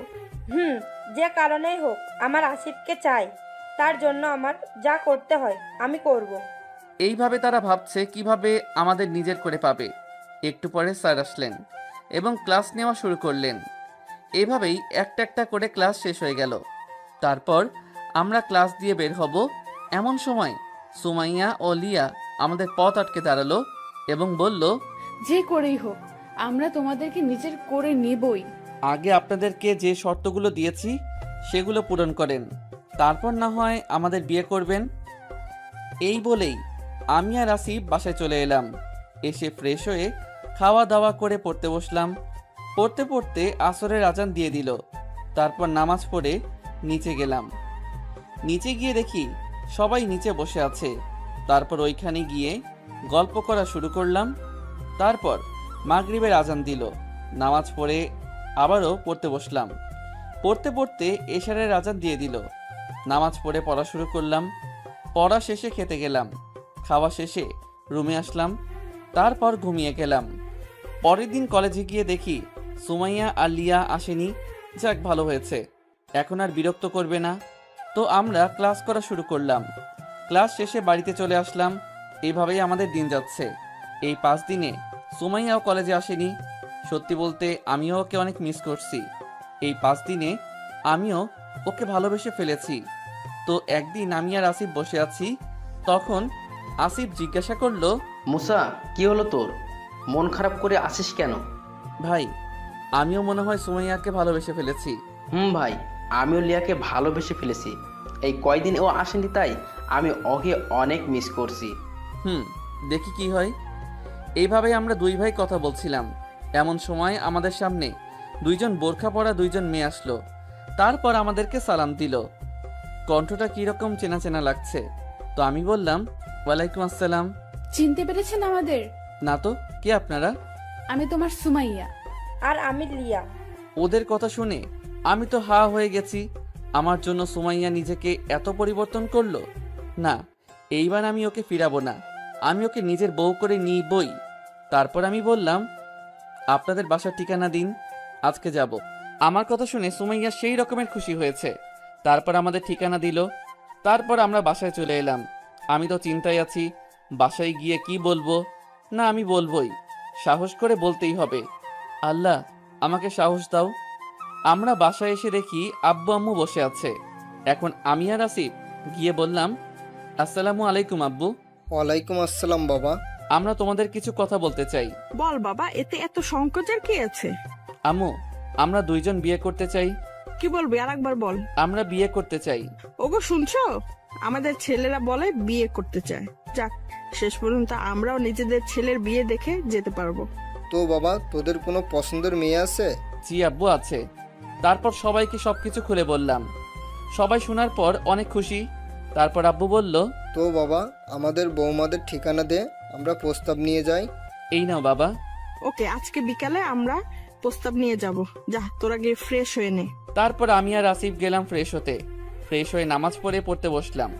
তারপর আব্বু আম্মু বিকালে ওদের বাসায় গেল প্রস্তাব নিয়ে। তারাও অনেক খুশি, কেননা তাদের মেয়ে আমাদের বাড়ির বৌমাঝে। তারপর তারা বিয়ের তারিখ ঠিক করে আসলো। আমি তো মহা খুশি। আমি একা না, আসিফও খুশি। তারপর আব্বু বাসায় এসে বললেন, আমাদের দুই ছেলের বিয়ে মহা ধুমধাম করে দিব, অনেক মানুষকে দাওয়াত দিব। না আব্বু, এত ধুমধাম করে করার দরকার নেই। কেন বাবা? আমি এসব ধুমধাম পছন্দ করি না। এসব গায়ে হলুদ, বৌভাত, এগুলোর সাথে ইসলামের কোনো সম্পর্ক নেই। ইসলামে অলিমা পড়ানোর নিয়ম আছে, সেইভাবে আমাদের বিয়ে পড়ানো হবে। এই নিয়মই সবচেয়ে সুন্দর নিয়ম। ঠিক আছে বাবা, আমরা ইসলামিক নিয়মে তোদের দুজনের বিয়ে দিব। আমি আলহামদুলিল্লাহ বললাম। তারপর রুমে চলে এলাম। এভাবে দিন যেতে যেতে আমাদের বিয়ের তারিখ এসে গেল। বিয়ে আমাদের বাড়িতেই হয়েছে, তেমন কোনো মানুষকে দাওয়াত দেইনি। তারপর কাজী সাহেব আসলেন। সব কাজ শেষ করার পর কাজী সাহেব বললেন, তো দেনমোহর কত লিখবো? লিখুন 20 লক্ষ টাকা। না বাবা, এত টাকা না। কেন বাবা, আমাদের কি টাকা কম আছে? না বাবা, কিন্তু দেনমোহর দিতে হবে আমার নিজের ইনকাম থেকে, তোমার টাকা দিয়ে না। আর দেনমোহর দেওয়ার সময় সামর্থ্য বিবেচনা করতে হবে, তাই এত টাকা আমার নেই। কিন্তু তোমার বেতন তো অনেক, তাহলে বাকি টাকা কোথায়? বাকি টাকা আমরা দেশের বিভিন্ন চ্যারিটিতে দিয়ে দিয়েছি। বাবা, গরিবরা খেতে পায় না। আমরা যদি নিজেদের কোম্পানির ইনকামের একটা অংশ বিভিন্ন চ্যারিটিতে দিয়ে দেই, তাহলে গরিবদের অনেক উপকার হয়। সত্যি বাবা, তোদের উপর আমরা সত্যিই গর্বিত। কাজী সাহেব, আমার ছেলেরা যা বলছে তাই করেন। তো তোমাদের সামর্থ্য কত? 5 লাখ টাকা। ওকে, যান, কোনেদেরকে ডেকে নিয়ে আসুন। তারপর আমার আম্মু, আপুরা ও সুমাইয়া ও লিয়া আম্মুরা ওদেরকে ডাকতে গেল। পরে দেখি দুইজন নীল বোরকা পরে আসলো। আসলেই আমার বউটাকে পরীর মতো লাগছে। তারপর আমাদের পাশে ওদের বসানো হলো। তারপর কাজী সাহেব বললেন, বাবা বলো কবুল। কবুল। আরো 2 বার বলো। কবুল কবুল। মা বলো কবুল। কবুল কবুল কবুল। ওর কাণ্ড দেখে সবাই হেসে ফেলল। কি মেয়ে দেখলেন, আমাকে পেতে কি করলো। তারপর আসিফের বিয়ে হয়ে গেল। তারপর সব কাজ শেষে সবাইকে বিদায় দেওয়া হলো। তারপর আমি আর আসিফ ছাদে গেলাম, অনেকক্ষণ ওইখানে থাকলাম। তারপর আমার আপু আর দুলাভাইরা আসলো, এসে বলল, কি শালা বাবু, বাসর ঘরে যাবে না? ভাই যা, বাসর ঘরে যা, তোর বউ তোর জন্য অপেক্ষা করছে। যাচ্ছি। এই আসিফ, আয়। চল। ভাই, বিড়ালটা কিন্তু ঠিক মতো মারিস। হুর, যাও তো। তারপর আমি আর আসিফ চলে এলাম। আপনারা ভাববেন যে আমার কত বেতন, যে আমি আমার টাকা চ্যারিটিতে দেই। এখন আপনাদেরকে বলি, আমার বেতন 15 লাখ টাকা। কিন্তু আমি আমার বেতনের বেশিরভাগ অংশ দিয়ে দেই, বাকি টাকা অন্য কাজের জন্য জমাই। তা না হয় পরেই জানবেন। তারপর আমি আমার রুম থুকু বাসর ঘরে এসে পড়লাম। এসে দরজা লাগালাম। পিছনে ফিরে দেখি আমার বউ আমাকে সালাম করতে আসছে। যখনই আমাকে সালাম করবে তখনই ওকে নিজের বুকে জড়িয়ে ধরলাম। তারপর আমি বললাম, বউয়ের স্থান স্বামীর পায়ে না, বুকে হয়। আর কখনো সালাম করবে না, আল্লাহ ছাড়া আর কারো সামনে মাথা নত করবে না। কিন্তু আমি জানতাম বউয়ের স্থান স্বামীর পায়ে। ভুল জানো তুমি সুমু। ভালোবাসার মানুষের স্থান কখনোই পায়ে হয় না। যাকে সারা জীবন ভালোবাসবো তার স্থান পায়ে কেন হবে? আমাকে সত্যিই ভালোবাসো তুমি মুসা? আমার সুমু পাখি, তোমাকেই ভালোবাসি, আর এইভাবেই ভালোবাসবো। এই বলে ওকে আরো শক্ত করে জড়িয়ে ধরলাম। আমিও ভালোবাসি তোমাকে। সুমু, তোমার উজু আছে? আছে। চলো 2 রাকাত নফল নামাজ পড়ে আল্লাহর কাছে দোয়া চাই, যেন আমাদের সংসার সুখের হয়। চলো। তারপর আমি আর সুমাইয়া 2 রাকাত নফল নামাজ পড়ে আল্লাহর কাছে দোয়া চাইলাম। তারপর নামাজ শেষে আমি সুমাইয়াকে কোলে তুলে নিলাম। তারপর ওকে বিছানায় বসিয়ে দেনমোহরের টাকা দিলাম এবং বললাম, এই নাও তোমার দেনমোহরের টাকা। এত টাকা দিয়ে আমি কি করব? তোমার ইচ্ছা সুমু, এইটা দেওয়া ফরজ, তাই দিয়ে দিলাম। আমার কিচ্ছু চাই না, শুধু তোমাকে চাই। পাগলি একটা। আচ্ছা, তুমি বলনি কেন যে তুমি নাম্বার 1 বিজনেসম্যান দাউদ ইব্রাহিমের ছেলে? আমি সবসময় সিম্পল ভাবে চলতে পছন্দ করি, কোনো ক্ষমতা আমার ভালো লাগে না, তাই এইরকম চলি। সত্যি মুসা, তোমার মতো স্বামী পেয়ে আমি ধন্য।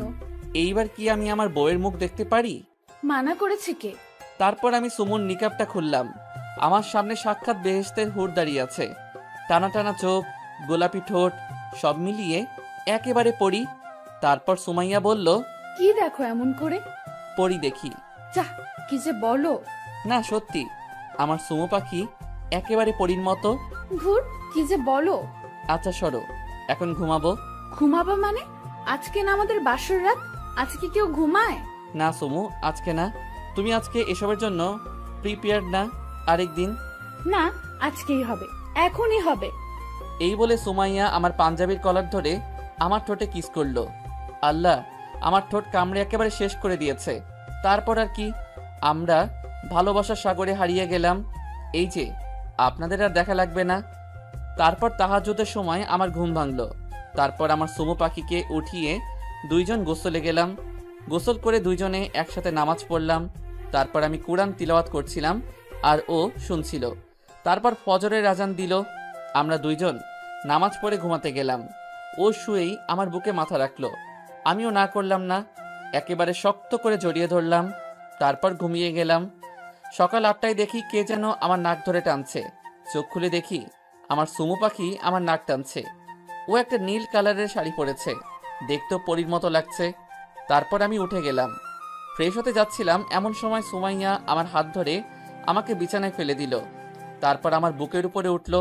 আমি বললাম, নামো, কেউ এসে পড়বে। না, আগে আমাকে পাপ্পি দাও।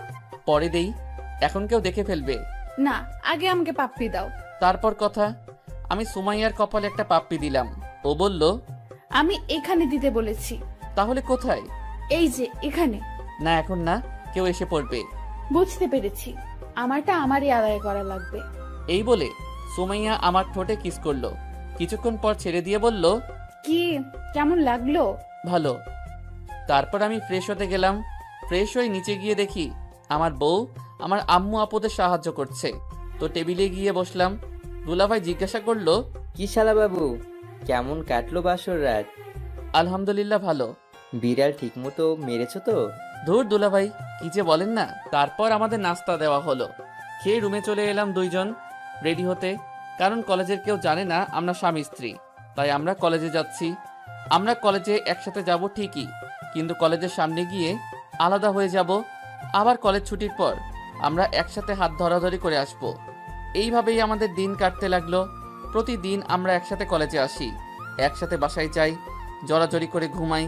কত ভালো লাগে নিজের ভালোবাসার মানুষকে বুকে জড়িয়ে রাখতে। এইভাবেই আমাদের ভালোবাসার সম্পর্ক চলছিল। এদিকে আমাদের ফাইনাল পরীক্ষা এসে গেল। আমাদের পরীক্ষা আলহামদুলিল্লাহ ভালো হয়েছে। তো আজকে আমাদের অনার্স ফাইনাল ইয়ারের পরীক্ষার রেজাল্ট দিবে। তো এই অনুষ্ঠানের প্রধান অতিথি আমাদের বাবা, অর্থাৎ দাউদ ইব্রাহিম। তো আব্বু আসলো। প্রিন্সিপাল স্যার মাইকের সামনে এসে বললেন, আজকে এই পরীক্ষায় যারা ফার্স্ট সেকেন্ড থার্ড হয়েছে তাদের নাম আমি এখন অ্যানাউন্স করব। এই পরীক্ষায় থার্ড হয়েছে মুজাহিদুল ইসলাম উৎসব, সেকেন্ড হয়েছে আসিফ ইব্রাহিম এবং ফার্স্ট হয়েছে মুসা ইব্রাহিম। তোমরা তিনজনেই স্টেজে চলে আসো। আমার আর আসিফের নাম শুনে সবাই আমাদের দিকে হা করে তাকিয়ে আছে। তারপর আমরা স্টেজে উঠলাম। তারপর আব্বু আমাদের তিনজনকে পুরস্কার তুলে দিলেন। তারপর আব্বু সবাইকে উদ্দেশ্য করে বললেন, আজকে আমি তোমাদেরকে আমার ছেলেদের সাথে পরিচয় করে দিব, যারা তোমাদের সাথে এতদিন পড়ালেখা করেছে। এখন তো সবাই অবাক, এত বড় বিজনেসম্যানের ছেলে আমাদের কলেজে পড়তো আর আমরা জানি না। তারপর আব্বু যা বলল তা শুনে সবাই অবাকের চরম সীমায়। আব্বু বলল, আমার দুই ছেলে হলো মুসা ইব্রাহিম এবং আসিফ ইব্রাহিম। মোসার আসিফ আপনার ছেলে? হ্যাঁ, ওরা দুইজন আমার ছেলে। কয়েক বছর আগে আমরা ওদের ফিরে পেয়েছি। তারপর আব্বু সব কথা বলল। তারপর আমরা স্টেজ থেকে নেমে আমার বউদের নিয়ে আমার বন্ধুদের কাছে গেলাম। গিয়ে বললাম, আসসালামু আলাইকুম দোস্ত। ওয়ালাইকুম আসসালাম। কিরে, কেমন আছিস? আলহামদুলিল্লাহ ভালো, তোরা কেমন আছিস? আলহামদুলিল্লাহ ভালো। তোরা দুইজন যে এত বড় লোকের ছেলে তা আগে বলিসনি কেন? আরে আমি সবসময় সিম্পলভাবে চলতে পছন্দ করি। আর আমি আমার বাবার পরিচয়ে পরিচিত হতে চাই না, আমি নিজের পরিচয়ে পরিচিত হতে চাই। ভাই তোদের সাথে কথাই পারবো না। তা এরা দুইজন কে? এরা দুইজন আমাদের বউ। কি তোদের বউ? তোরা বিয়ে করলি কবে? এই তো কয়েক মাস আগেই। শেষ পর্যন্ত ওরা তাদের সত্য রাখলো। তারপর আমরা ওখানে বসে গল্প করছিলাম, আর আমার সুমু আমার কাঁধে মাথা রেখে বসে আছে। আমারও অনেক ভালো লাগছে। যতই হোক আমার ভালোবাসার মানুষ বলে কথা। তারপর দেখি কলেজের কিছু ছেলে মেয়ে যারা আমাদের দুই ভাইকে অপমান করত, তারা আমাদের দিকে আসছে। এসে আমাদের বলল, আমাদের সবাইকে ক্ষমা করে দাও। আসিফ, আমরা তোমাদের দুজনকে দিনের পর দিন না বুঝে অপমান করেছি। প্লিজ আমাদেরকে ক্ষমা করে দাও। আরে আমি আপনাদেরকে কবে মাফ করে দিয়েছি? আমি কিছু মনে করিনি। আর আমার কাছে মাফ চাবেন না, আমি মাফ করার কেউ না। আল্লাহর কাছে মাফ চাবেন, তিনি আপনাদেরকে ইনশাআল্লাহ মাফ করে দিবেন। তুমি আসলে অনেক ভালো মুসা। আমি তেমনি যেমন আমাকে আমার আল্লাহ তাআলা বানিয়েছেন। ভালো হবে না, আমার বর বলে কথা। উনি কে? মুসা? ও আমার বউ, তোমরা সবাই ওকে চিনো। ও হলো সুমাইয়া। ও সুমাইয়া। ও আমার সুমাইয়া। তারপর সবাইকে বললাম কিভাবে আমাদের বিয়ে হলো। সবাই তো তা শুনে অনেক খুশি। এভাবে সবার সাথে গল্প করে বাসায় চলে এলাম। বাসায় এসে সবার সাথে কথা বলে রুমে চলে এলাম। এসে ফ্রেশ হয়ে নামাজ পড়লাম। নামাজ পড়ে খেতে গেলাম। ওইখানে গিয়ে বসে খাওয়া শুরু করলাম। তখন আম্মু বলল, মুসা, আসিফ, তোরা তো বিয়ে করলি, কিন্তু নাতি নাতির মুখ কবে দেখবো? ও কি যে বলো না আম্মু। ওলে বাবালে, আমার ছেলেরা দেখি লজ্জাও পায়। ভাই, আমাদের কিন্তু ভাতিজা ভাতিজি চাই। ওকে, দেখা যাক, আল্লাহ যা দেয় তাই হবে। তারপর খাবার খেয়ে আমার রুমে চলে এলাম। এসে শুয়ে পড়লাম। আরেকটু পরে সুমাইয়া এসে আমার বুকের উপর শুয়ে পড়ল। তারপর আমিও তাকে জড়িয়ে ধরলাম। তখন সুমাইয়া বলল, আই বর শোনো। বউ বলো। আমার না একটা বেবি চাই, একেবারে তোমার মতো রাজপুত্র। না, আমি আমার রাজকন্যা চাই, একেবারে তোমার মতো। না, আমার ছেলে চাই। আচ্ছা, আল্লাহ যা দিবে তাই হবে। চলো কাজ শুরু করি। কিসের? বেবি আনার। চলো শুরু করি। না সুমাইয়া, এখন না, আজকে রাত্রে। না, এখনই না করলে আমি নিজেই নিব। এই, তোমার মুখে কি কিছু আটকায় না? না, আটকায় না, কারণ আমি তোমার মতো এত আনরোম্যান্টিক না। এইবার আমার ইগোতে লেগেছে। না, এইটা মানা যায় না। আমারে বলে কি না আনরোমান্টিক। না, এইবার বোঝাতে হবে আমি কত রোমান্টিক। আমি বললাম, আমারে আনরোমান্টিক বললা? তো কি, আমি কত রোমান্টিক আর উনি আমাকে পাত্তাই দেয় না। দাঁড়াও, আমি কত রোমান্টিক দেখাচ্ছি। তোমার দেখানো লাগবে না, আমি দেখাচ্ছি। এই বলে ও আমার দিকে এগোতে লাগলো। কিছুক্ষণ পর ওর নিঃশ্বাস আমার মুখের উপর পড়তে লাগলো। ওর ঠোঁট কাঁপছিল। এমন সময় ও আমার ঠোঁটের সাথে ওর ঠোঁট লাগিয়ে দিল। আল্লাহ, কি জোরে কামড় দিচ্ছে। আমিও কি কম, আমিও রেসপন্স দিচ্ছি। এরপর আর কি, আমাদের মধ্যে যা হওয়ার হয়ে গেল। এইটা আপনারা বিয়ে করলে জানতে পারবেন। আর দোয়া করবেন এরকম রোমান্টিক বউ যেন পাই। তো বিকেলবেলা ঘুম থেকে উঠলাম। তারপর সুমাইয়াকে উঠালাম। তারপর আমরা একসাথে গোসল করতে গেলাম। তারপর আসরে নামাজ পড়ে নিচে গেলাম। নিচে গিয়ে দেখি আব্বু আম্মু সবাই বসে আছে। তারপর আমি ওইখানে গেলাম। যাওয়ার পরে আব্বু বলল, বাবা মুসা, আসিফ, তোদের তো পড়াশুনো শেষ।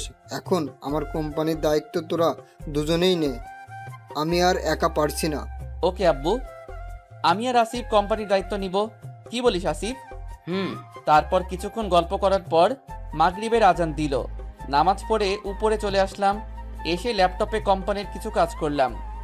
এইভাবে কাজ করতে করতে এশারের আজান দিয়ে দিল। নামাজ পড়ে নিচে গেলাম খেতে। খাওয়া শেষ করে উপরে এসে ঘুমিয়ে গেলাম। পরের দিন সকালে আমি আর আসিফ রেডি হয়ে আমাদের অফিসে গেলাম। ওইখানে গিয়ে প্রথমে সকল কাজ বুঝলাম। তারপর আস্তে আস্তে সব কাজ বুঝে গেলাম। এভাবেই প্রতিদিন আমি আর আসিফ অফিস সামলাই। এভাবেই আমাদের দিন যাচ্ছে। তারপর দেখতে দেখতে হজের মাসও চলে আসলো। আগে থেকেই আমরা রেজিস্ট্রেশন করে রেখেছি। পরিবারের সবাই জানে, শুধু আমাদের দুইজনের বউ জানে না। এইটা তাদের জন্য সারপ্রাইজ। তো আমি গিয়ে সুমাইয়াকে বললাম, সুমু পাখি শোনো, বলো। আমরা আর কয়েকদিন পর এক জায়গায় যাব। কোথায় যাব? সেইটা বলা যাবে না, সারপ্রাইজ। ওকে, ঠিক আছে, তোমার সারপ্রাইজ নিয়ে তুমি থাকো। আরে রাগ করছো কেন? আমরা হানিমুনে যাব। কোথায় বলো না। গেলেই দেখতে পারবে। ও ওকে। মন খারাপ করো কেন আমার জান পাখি? আমি কারো জান পাখি না, ছাড়ো আমাকে। তোমাকে সত্যি একটা সুন্দর জায়গায় নিয়ে যাব, ততদিন অপেক্ষা করো। আচ্ছা। আমি ভাবছি আমার ও তোমাকে বলতে মন চাচ্ছে আমার জান পাখি যে আমরা কোথায় যাব, কিন্তু তোমাকে সারপ্রাইজ দিব বলে বলতে পারছি না। আমারও তো খারাপ লাগছে। তারপর আর কি, আমিও আমার কাজ করতে লাগলাম। দেখতে দেখতে যাওয়ার সময়ও এসে গেল। এই কয়েকদিন ও আমার সাথে তেমন ভালো করে কথাও বলেনি, কিন্তু আমি আজকে এমন সারপ্রাইজ দিব যে তুমি সব সময় মনে রাখবে। আগে থেকেই সব গুছিয়ে রেখেছিলাম। প্লেনের টিকিটও কনফার্ম। আমাদের পরিবারে শুধু আমি, আসিফ আর আমাদের বউরা যাবে। তো আমি সুমাইয়াকে বললাম, জান পাখি বলো। রেডি হয়ে নাও, আজকে তোমাকে সারপ্রাইজ দিব। সত্যি? কি দিবে? ওইটা তো গেলেই বুঝতে পারবে। ওকে, আমি আসছি। যাও তাড়াতাড়ি। তারপর ও চলে গেল। একটু পরে ফিরে এলো। আমি ওকে দেখে তো ক্রাশ নামক জিনিস খেলাম। আরে ভাই, এইটা হালাল ক্রাশ, যখন তখন খেতে পারবেন, সমস্যা নাই। দেখি একটা কালো কালারের বোরখা পরে আছে, এমনি দেখতে পরীর মতো। তার উপর যদি কালো বোরখা পরে তাহলে তো জান্নাতের হুরের মতো লাগে। তো আমি তার দিকে এক দৃষ্টিতে তাকিয়ে আছি। তখনও বলল, এই যে হুজুর, কি দেখেন এমন করে? পরি দেখি, একটা কালো বোরখা পরা পরি। যাহ দুষ্টু, আমার লজ্জা করে না? ওরে আমার লজ্জাপতি বউরে, যখন আমার সাথে রোম্যান্স করো তখন লজ্জা কই থাকে? তখন লজ্জা থাকে না। আর আমি আমার স্বামীর সাথে রোম্যান্স করি, তাতে তোমার কোনো সমস্যা? সমস্যা হবে কেন? আমার তো ভালোই লাগে। এখন আমার কাছে আসো তো। কেন? আরে আসো না। তারপর ও আমার কাছে আসলো। আমি ওর চোখ বেঁধে দিলাম। ও বলল, এই আমার চোখ বন্ধ করছো কেন? কি বললাম? সারপ্রাইজ। এই জন্য চোখ বন্ধ করবে? করব। আচ্ছা, এখন আমাকে একটা কিস দাও তো। আমি ওর কপালে একটা কিস দিলাম। তখন ও বলল, ওই, আমি এইখানে কিস করতে বলেছি। তাহলে কোথায়? ঠোঁটে। না, পারবো না। তোমার পারতে হবে না, আমারটা আমিই নিব। এই বলে ও আমার দিকে এগিয়ে আসছে। তারপর হঠাৎ ও আমার ঠোঁটে একটা কিস করে দিল। তারপর বলল, দেখলে তো কেমন করে আদায় করতে হয়? দেখলাম, আমিও আদায় করব। দেখা যাবে। তারপর আমি আর সুমাইয়া নিচে গেলাম। এখন তো ওর চোখ বন্ধ, তাই এখন ওনার হাত ধরে নিয়ে যেতে হবে। এখন কি করি? সামনে তো সিঁড়ি। আমি বললাম, জান পাখি, সামনে তো সিঁড়ি। তো আমাকে কোলে করে নিয়ে যাও। কেউ যদি দেখে ফেলে? দেখলে কি হবে? তুমি তোমার বউকে কোলে নিয়েছো, অন্য কাউকে তো নাওনি। ওকে, কোলে নিচ্ছি মহারানী। তারপর আমি ওকে কোলে থেকে নামালাম। তারপর আর ও আমার বুকে মাথা লুকিয়ে আছে। পরে নিচে নামলাম। নেমে দেখি কেউ নেই। যাক, বাঁচা গেল। তারপর এসে পড়লো, দেখি আসিফও আমার বুদ্ধি খাটিয়েছে, মানে ও লিয়ার চোখ বন্ধ করে দিয়েছে। তারপর আম্মু বলল, সাবধানে যাস বাবা, বৌমাকে দেখে রাখিস। ওকে আম্মু, তোমরাও সাবধানে থাকবে। আসি কেমন? আসসালামু আলাইকুম। ওয়ালাইকুম আসসালাম। তারপর আমি আর আসিফ গাড়িতে উঠলাম। এখন তো আবার আমাদের বউদেরকে ধরে নিয়ে যেতে হবে। সারপ্রাইজ যেহেতু দিচ্ছি, তাহলে সব কাজ তো আমাদেরই করতে হবে। তো গাড়ি আমাদেরকে এয়ারপোর্টে নিয়ে আসলো। তারপর এয়ারপোর্টের ভিতরে ঢুকে সব কাজ করে ইমিগ্রেশনের ভিতরে ঢুকে গেলাম। তারপর আমার বউরা যেন কানে না শুনতে পায়, এই জন্য তাদের কানে এয়ার প্লাগ লাগিয়ে দিয়েছি। সারপ্রাইজ তো দিয়েই ছাড়বো। তারপর ওদেরকে ধরে প্লেনে উঠালাম, যেন বুঝতে না পারে যে আমরা কোথায় উঠছি। তারপর ওদের কানে এয়ার প্লাগ পরিয়ে দিলাম, যেন কিছু না শুনতে পারে। মনুরা, তোমাদেরকে এমন সারপ্রাইজ দিব সারা জীবন মনে রাখবা। তো ওরা জিজ্ঞাসা করলো যে কোথায়। আমরা বললাম, আছি একটা জায়গায়। তা তো তোমাদের বলা যাবে না। তো প্লেন ল্যান্ড করলো, কিন্তু ওরা কিছুই বুঝতে পারলো না। তো তাদেরকে নিয়ে আগে মক্কা গেলাম। ওরা কিছুই জানে না যে আমরা কোথায়, কিছুই বুঝতে দেইনি, এমনভাবে নিয়ে এসেছি। তো দেখতে দেখতে মক্কায় চলে আসলাম। তারপর তাদেরকে একেবারে মসজিদুল হারামের সামনে নিয়ে আসলাম। তারপর সুমাইয়াকে জিজ্ঞেস করলাম, সুমাইয়া, তোমার কাছে জায়গা কেমন লাগছে? তুমি কি অনুভব করতে পারছো কিছু? পারছি। আমার কাছে অনেক ভালো লাগছে, শান্তি লাগছে। এখন আমার চোখের বাঁধন খুলো। দাঁড়াও, চোখের বাঁধন তো খুলবই। তারপর ওর চোখের বাঁধন খুলে দিলাম আর বললাম, আচ্ছা চোখটা আস্তে আস্তে খুলো তো। তারপর ও যখন চোখ খুললো, তারপর সে অবাক। অবাক না হয়ে পারে? যেই সারপ্রাইজ দিলাম, তো ও আমাকে জিজ্ঞাসা করলো, বর কোথায়? আমরা এখন মক্কায়। আমি কি স্বপ্ন দেখছি? না আমার জান পাখি, এটা সত্যি। হঠাৎ করেই ও আমাকে জড়িয়ে ধরলো এবং বলল, বর তুমি অনেক ভালো। জানো, তোমার সাথে বিয়ে হওয়ার পর থেকে আমি এই জায়গায় আসতে চেয়েছিলাম, কিন্তু তোমাকে বলতে পারিনি। ধন্যবাদ তোমাকে বর। আরে আমার বউ ইচ্ছা করবে আর আমি আনবো না, তা হতে পারে? চলো এখন উমরা করব। তারপর আমরা উমরা করলাম। করা শেষে হোটেলে আসলাম। এসে ফ্রেশ হয়ে শুয়ে পড়লাম। তারপর আমার বউও আসলো, এসে আমার বুকের উপর শুয়ে পড়লো। আমিও ওকে জড়িয়ে ধরলাম। ও বলল, এই বর, আমাকে একটা কিস দাও না। না বউ, এখন না, পরে দেই। তোমার দেওয়া লাগবে না, আমি নিয়ে নিচ্ছি। এই বলে ও আমার কাছে আসতে লাগলো। এসে আমার ঠোঁটের সাথে ঠোঁট লাগিয়ে দিল। একেবারে 10 মিনিট পর ছেড়েছে। আল্লাহ, কি একটা বউ পাইলাম, যখন তখন কিস করে। তারপর আর কি ঘুমিয়ে গেলাম।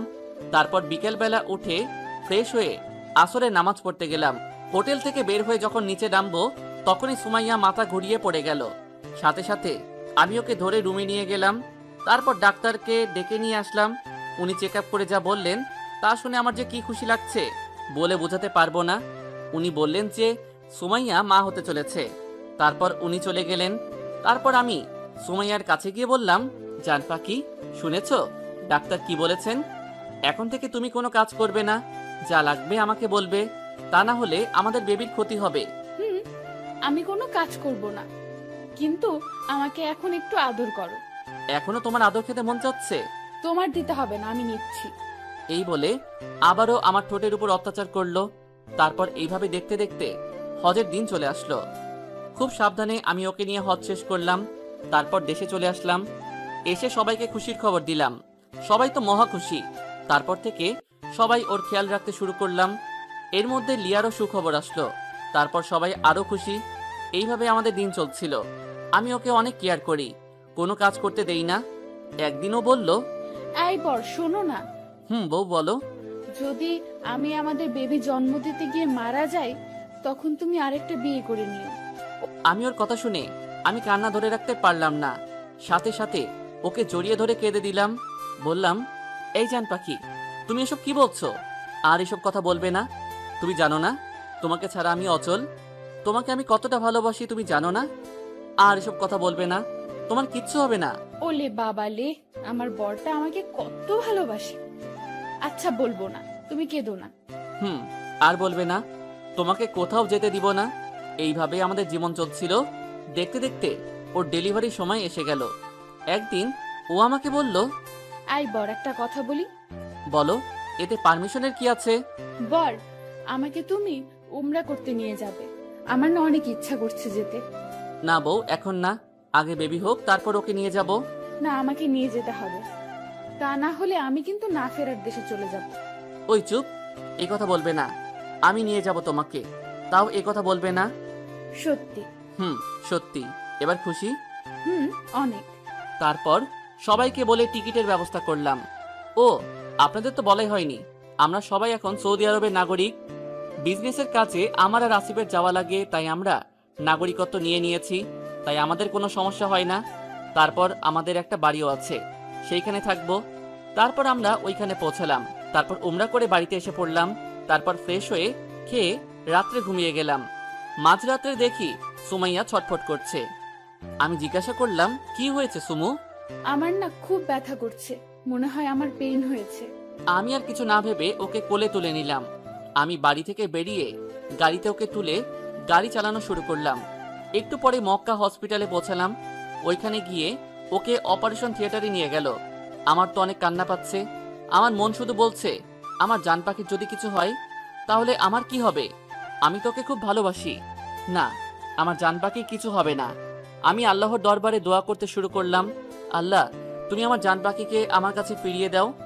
আমি ওকে ছাড়া অচল, প্লিজ আল্লাহ ওকে ফিরিয়ে দাও। কিছুক্ষণ পর বাচ্চার কান্নার আওয়াজ শুনলাম। আমি সাথে সাথে সিজদায় পড়ে গেলাম। এরপর আমি ডাক্তারের কাছে গেলাম। গিয়ে বললাম, ডাক্তার আমার বউ ঠিক আছে তো? আলহামদুলিল্লাহ, উনি এখন সুস্থ। আপনার টুইন বেবি হয়েছে, দেখতে একেবারে আপনার মতন। আলহামদুলিল্লাহ ডাক্তার, ওর সাথে দেখা করতে পারি? জি পারবেন, ওনাকে কেবিনে শিফট কর। তারপর আমি ওর কাছে গেলাম, গিয়ে দেখি ও আমার বেবি দুইজনকে আদর করছে। তারপর আমি ওর কাছে গেলাম, সাথে সাথে ও আমাকে জড়িয়ে ধরে কান্না করে দিল। আমি বললাম, এই পাগলি, কান্না করছো কেন? এই তো আমি এসে গেছি। জানো, আমার না খুব ভয় হচ্ছিল, যদি আমার কিছু হয়ে যেত তাহলে। ওই চুপ, আর একটা বাজে কথা বলবে না। দেখো আমাদের বেবিগুলো কত কিউট, একেবারে তোমার আর আমার মতো। আমি তারপর আমার বেবি দুজনকে কোলে নিলাম। একটা ছেলে একটা মেয়ে বেবি হয়েছে। ছেলেটা একেবারে মায়ের চেহারা পেয়েছে, কিন্তু চোখগুলো একেবারে আমার মতো, আর আমার মেয়েটা তো একেবারে পরীর মতো হয়েছে। তারপর সুমাইয়া বলল, আচ্ছা, আমাদের বেবির নাম কি রাখবে? আমার বাবার নাম রাখবো ইসমাইল ইব্রাহিম, আর আমার আম্মুর নাম রাখবো রাইসা ইব্রাহিম। অনেক সুন্দর নাম, আমি এই নাম পছন্দ করেছিলাম। তারপর ওকে আরো 2 দিন থেকে ওকে রিলিজ দেওয়া হলো। তারপর আমরা বাড়িতে চলে এলাম। এসে আরো কিছুদিন থেকে বাংলাদেশে চলে আসলাম।